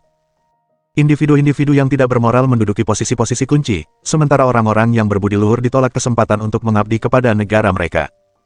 Jika situasi ini berlanjut, bahkan dengan seorang jenderal yang tak terkalahkan dan pasukan yang besar, kerajaan pasti akan runtuh. Itulah kebenaran yang sederhana. Chang Xiao tersenyum dan melanjutkan, sekarang kita berada di tengah pertempuran, ini adalah saat yang tepat untuk membersihkan istana. Ayah, mungkin ayah pernah terkekang di sini di masa lalu, tetapi saya percaya ayah telah mengembangkan keterikatan yang mendalam pada negara ini. Merupakan tugas dan tanggung jawab ayah untuk melindunginya. Jika ayah dapat menjaga perdamaian di dalam negeri, maka ketika kita akhirnya pergi, kita juga akan pergi dengan tenang. Ini. Setelah terdiam sejenak, Chang Xiao menambahkan, ini agar aku bisa mengatakan bahwa aku telah melakukan yang terbaik, pergi tanpa penyesalan. Hari-hari dan malam-malam setelah kepergianku tidak akan lagi menjadi perhatianku. Ini tentang mencapai kedamaian batin. Kedamaian ini sangat penting bagi perkembangan kita dan akan sangat memengaruhi pencapaian kita di masa depan. Dengan nada serius, Chang Xiao melanjutkan, meskipun kita mengalahkan musuh eksternal tetapi membiarkan korupsi di dalam istana terus berlanjut, kita akan menyesal melihat keluarga prajurit yang gugur hidup dalam kesengsaraan. Memenangkan pertempuran mungkin membawa kehormatan bagi seorang prajurit, tetapi merupakan tanggung jawab seorang jenderal untuk memastikan kesejahteraan keluarga-keluarga ini. Jika Anda memilih untuk mengabaikannya, Anda mungkin masih menjadi jenderal yang baik, tetapi Anda tidak akan lebih dari seorang fanatik perang.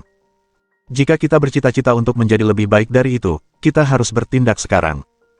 Kita perlu memberantas korupsi di dalam pengadilan. Chang Xiao berbicara dengan penuh keyakinan dan keseriusan, menjelaskan sudut pandangnya kepada ayahnya. Canantian menghela napas dan menjawab, alasanmu masuk akal. Namun, korupsi memang lazim merajalela di suatu negara seiring dengan semakin kuat dan berkuasanya negara tersebut. Sekalipun kita berjuang untuk keadilan, korupsi mungkin akan muncul kembali dalam beberapa tahun. Kapan ini akan berakhir? Chang Xiao menjawab dengan tegas, tanggung jawab kita akan berakhir ketika kita harus pergi.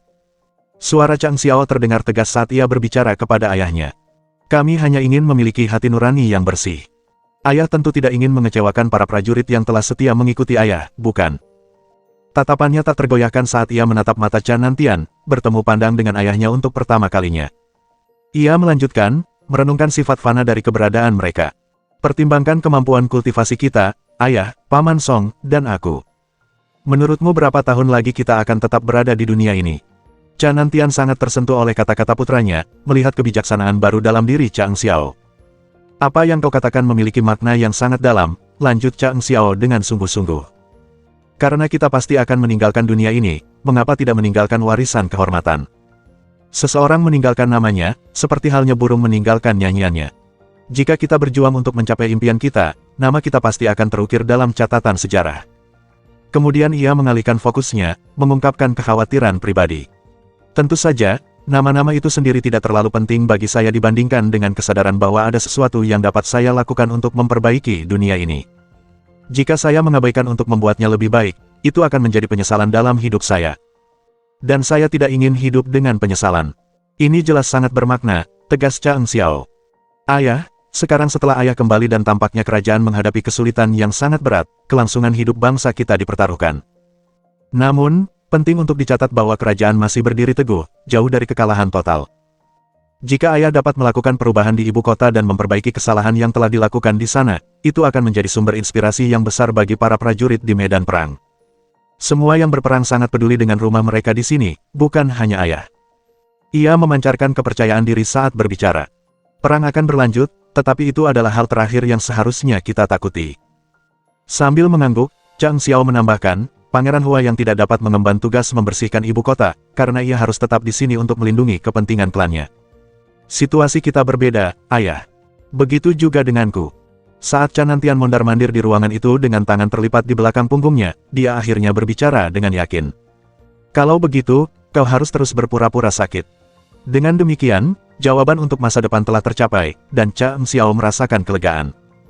Saat Canantian dan Song Jue keluar dari ruangan, Chang Xiao tetap sendirian, menikmati kebahagiaan karena merasa diperhatikan oleh keluarganya.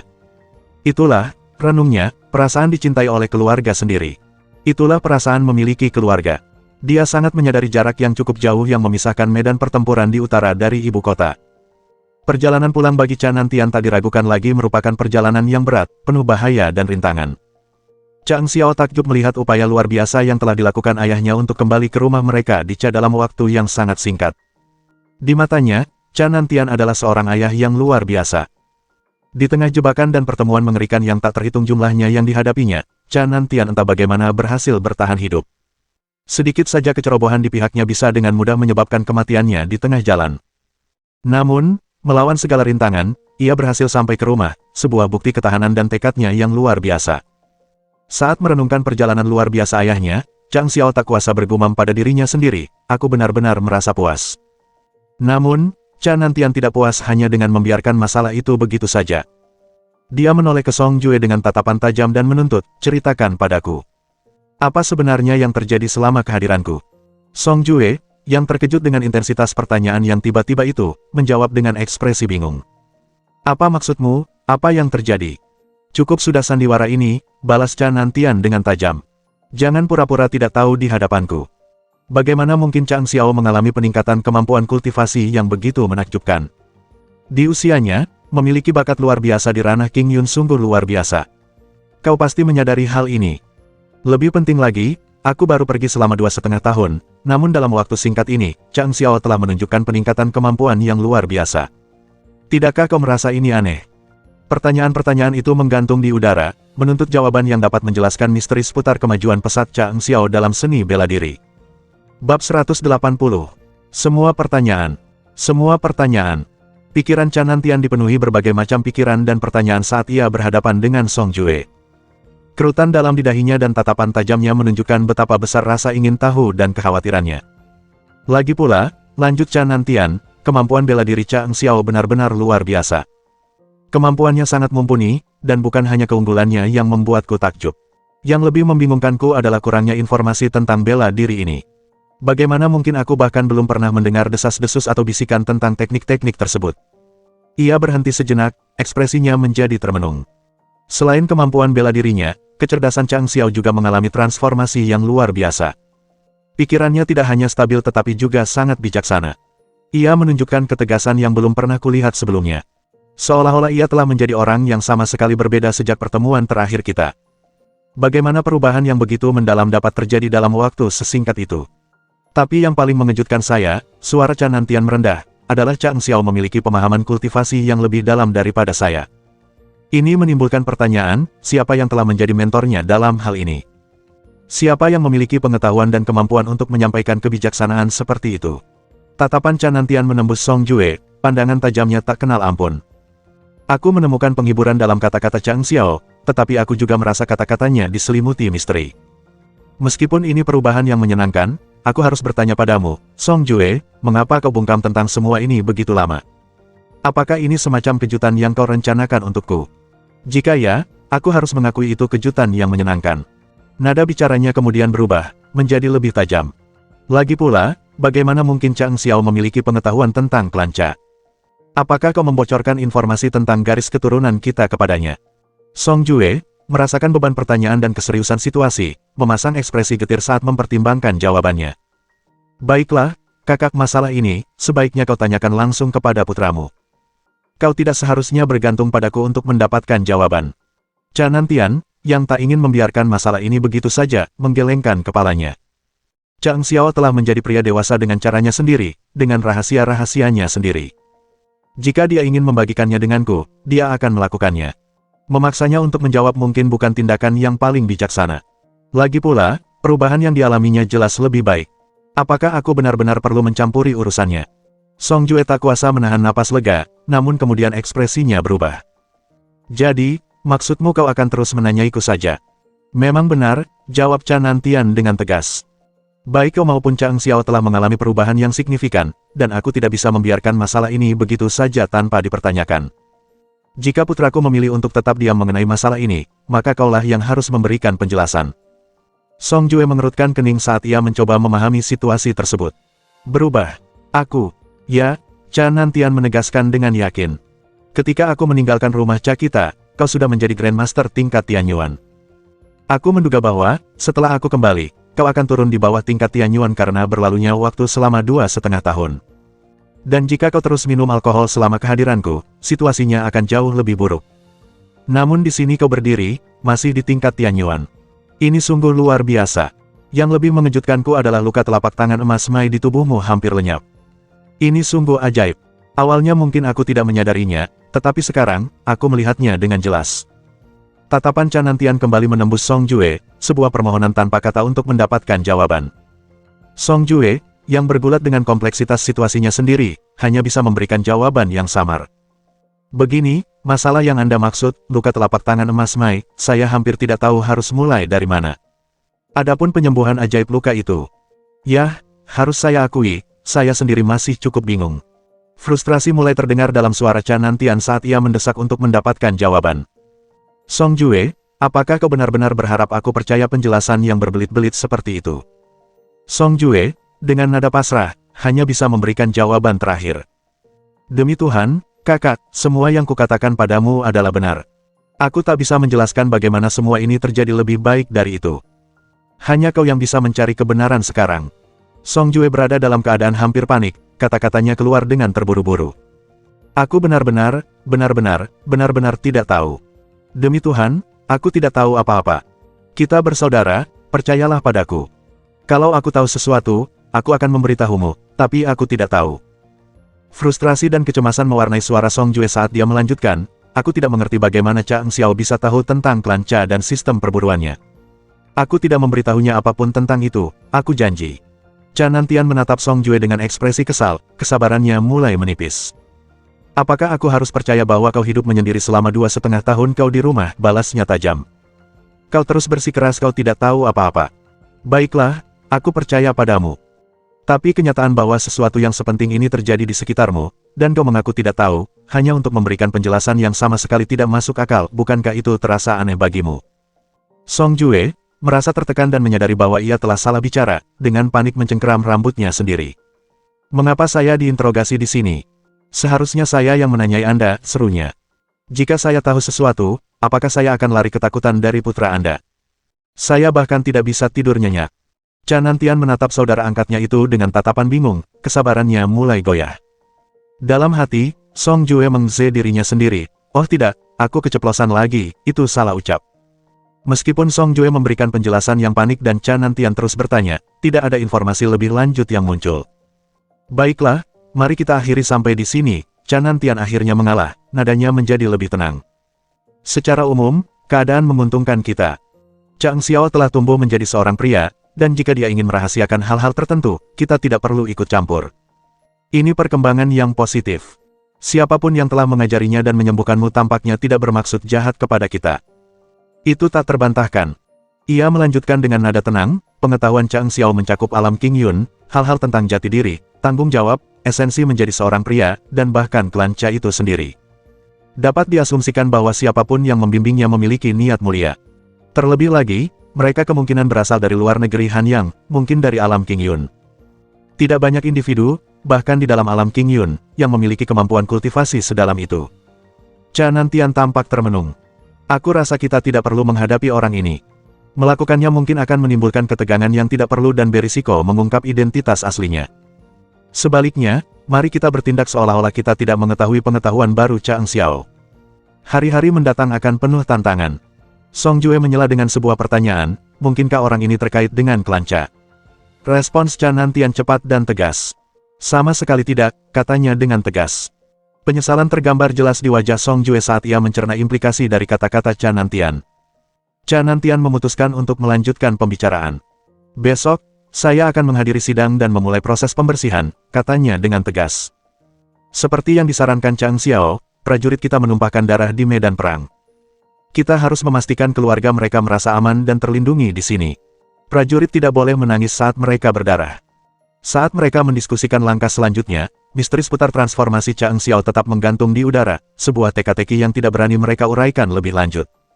Aku akan membuat orang-orang di ibu kota itu menangis dan berdarah, seru Canantian dengan tekad baja. Inilah yang harus kulakukan. Biarkan aku menyelesaikannya kali ini. Song Jue, dengan dukungan tak tergoyahkannya yang terlihat jelas, mengangguk dengan tegas. Saudaraku, kau bisa mengandalkanku. Canantian membalas kesetiaan Song Jue dengan anggukan tanda terima kasih. Aku diliputi kekhawatiran, bukan hanya tentang Chang Xiao, tetapi juga lukamu. Sekarang, akhirnya, aku bebas untuk bertindak. Song Jue merasa terdorong untuk menceritakan lebih banyak tentang penyembuh misterius itu. Orang yang menyembuhkanku memiliki kekuatan luar biasa. Anehnya, awalnya aku mengira mereka hanya berada di tingkat ketiga dari tingkat Diyuan. Bagaimana mungkin seseorang dengan tingkat itu bisa menyembuhkan luka telapak tangan emas Meiku? Yang membingungkanku adalah mengapa mereka harus membuatku pingsan selama proses tersebut. Jika mereka bisa membantuku, tidak perlu tindakan seperti itu. Cha Nantian terkekeh dan memuji Song Jue dengan caranya sendiri. Kau benar-benar mewujudkan Song Jue, saudaraku. Kau memang sebodoh babi sejak kecil. Aku tidak pernah salah menilai dirimu. Keterkejutan awal Song Jue berubah menjadi seringai, dan dia membalas sambil menggertakkan giginya. Aku tidak pernah tahu kau punya bakat seperti itu dalam mengejek orang. Sebelum Cha Nantian dapat melanjutkan perjalanan ke istana kerajaan, Raja sendiri tiba di rumah Cha. Protokol tradisional menetapkan bahwa ketika Raja mengunjungi kediaman seorang pejabat, ia harus disambut dengan antusiasme yang hangat, rasa terima kasih, dan penghormatan yang sesuai dengan statusnya. Namun, Komandan Cha memilih untuk tetap berada di ruang kerjanya, menunggu kedatangan Raja. Menunggu adalah istilah yang terlalu sopan untuk menggambarkan apa yang sedang dia lakukan. Di seluruh keluarga Cha, tak seorang pun menyambut Raja dengan hangat, dan tak seorang pun menawarkan diri untuk memimpinnya. Sebaliknya, aura permusuhan dan penghinaan yang nyata terpancar dari setiap anggota klan Cha, terutama mereka yang berada di bawah pengaruh pelayan Song. Mata mereka berkilau dengan cahaya hijau predator, dan sikap mereka tidak menyisakan keraguan akan kesiapan mereka untuk melakukan kekerasan kapan saja. Oleh karena itu, Raja tidak punya pilihan selain menavigasi lorong-lorong berliku istana Cha sendirian, untungnya ia sudah familiar dengan tata letaknya. Para pengawal kerajaan yang menyertainya tampak tersesat dan bingung, semangat mereka terlihat terguncang. Mereka belum pernah menghadapi situasi di mana para pejabat menolak untuk mengawal Raja secara pribadi. Perilaku seperti itu hampir sama dengan pembunuhan Raja, tetapi Cha Nantian tampaknya tidak terpengaruh. Dia tetap berdiam di ruang kerjanya, menjalankan rencananya yang penuh teka-teki. Namun, Raja tidak gentar oleh suasana yang mencekam itu. Ia mengenal klan Cha dengan baik dan memahami bahwa kesetiaan mereka tak tergoyahkan. Karena percaya pada komitmen Cha Nantian terhadap keselamatannya, Raja memilih untuk berjalan sendiri ke ruang belajar, mengabaikan nasihat para pengawal dan pejabatnya. Dalam benaknya, Raja teguh, jika Cha Nantian berniat mencelakaiku, jumlah pengawal yang mengelilingiku tidak akan berarti apa-apa. Tetapi jika Cha Nantian tidak menyimpan dendam, selama aku bersamanya, bahkan jika dunia berbalik melawanku, aku akan aman. Mohon dukungan dari omom ante-ante sekalian. Buat subscribe atau sharekan novel Mimin ke Facebook kalian, agar channel Mimin bisa terus berkembang. Dengan begitu, Mimin bisa lebih semangat untuk up novel seru lain ke depannya. Buat teman-teman yang sudah subscribe dan sharekan novel Mimin, Mimin ucapkan terima kasih sebanyak-banyaknya. Sekiranya teman-teman menghadapi masalah video diputar dalam bahasa Inggris, coba tukar kepada bahasa Indonesia original melalui cara ini. Semasa mendengarkan, pencet tombol setting di atas kanan video, pilih audio track dan tukar bahasa.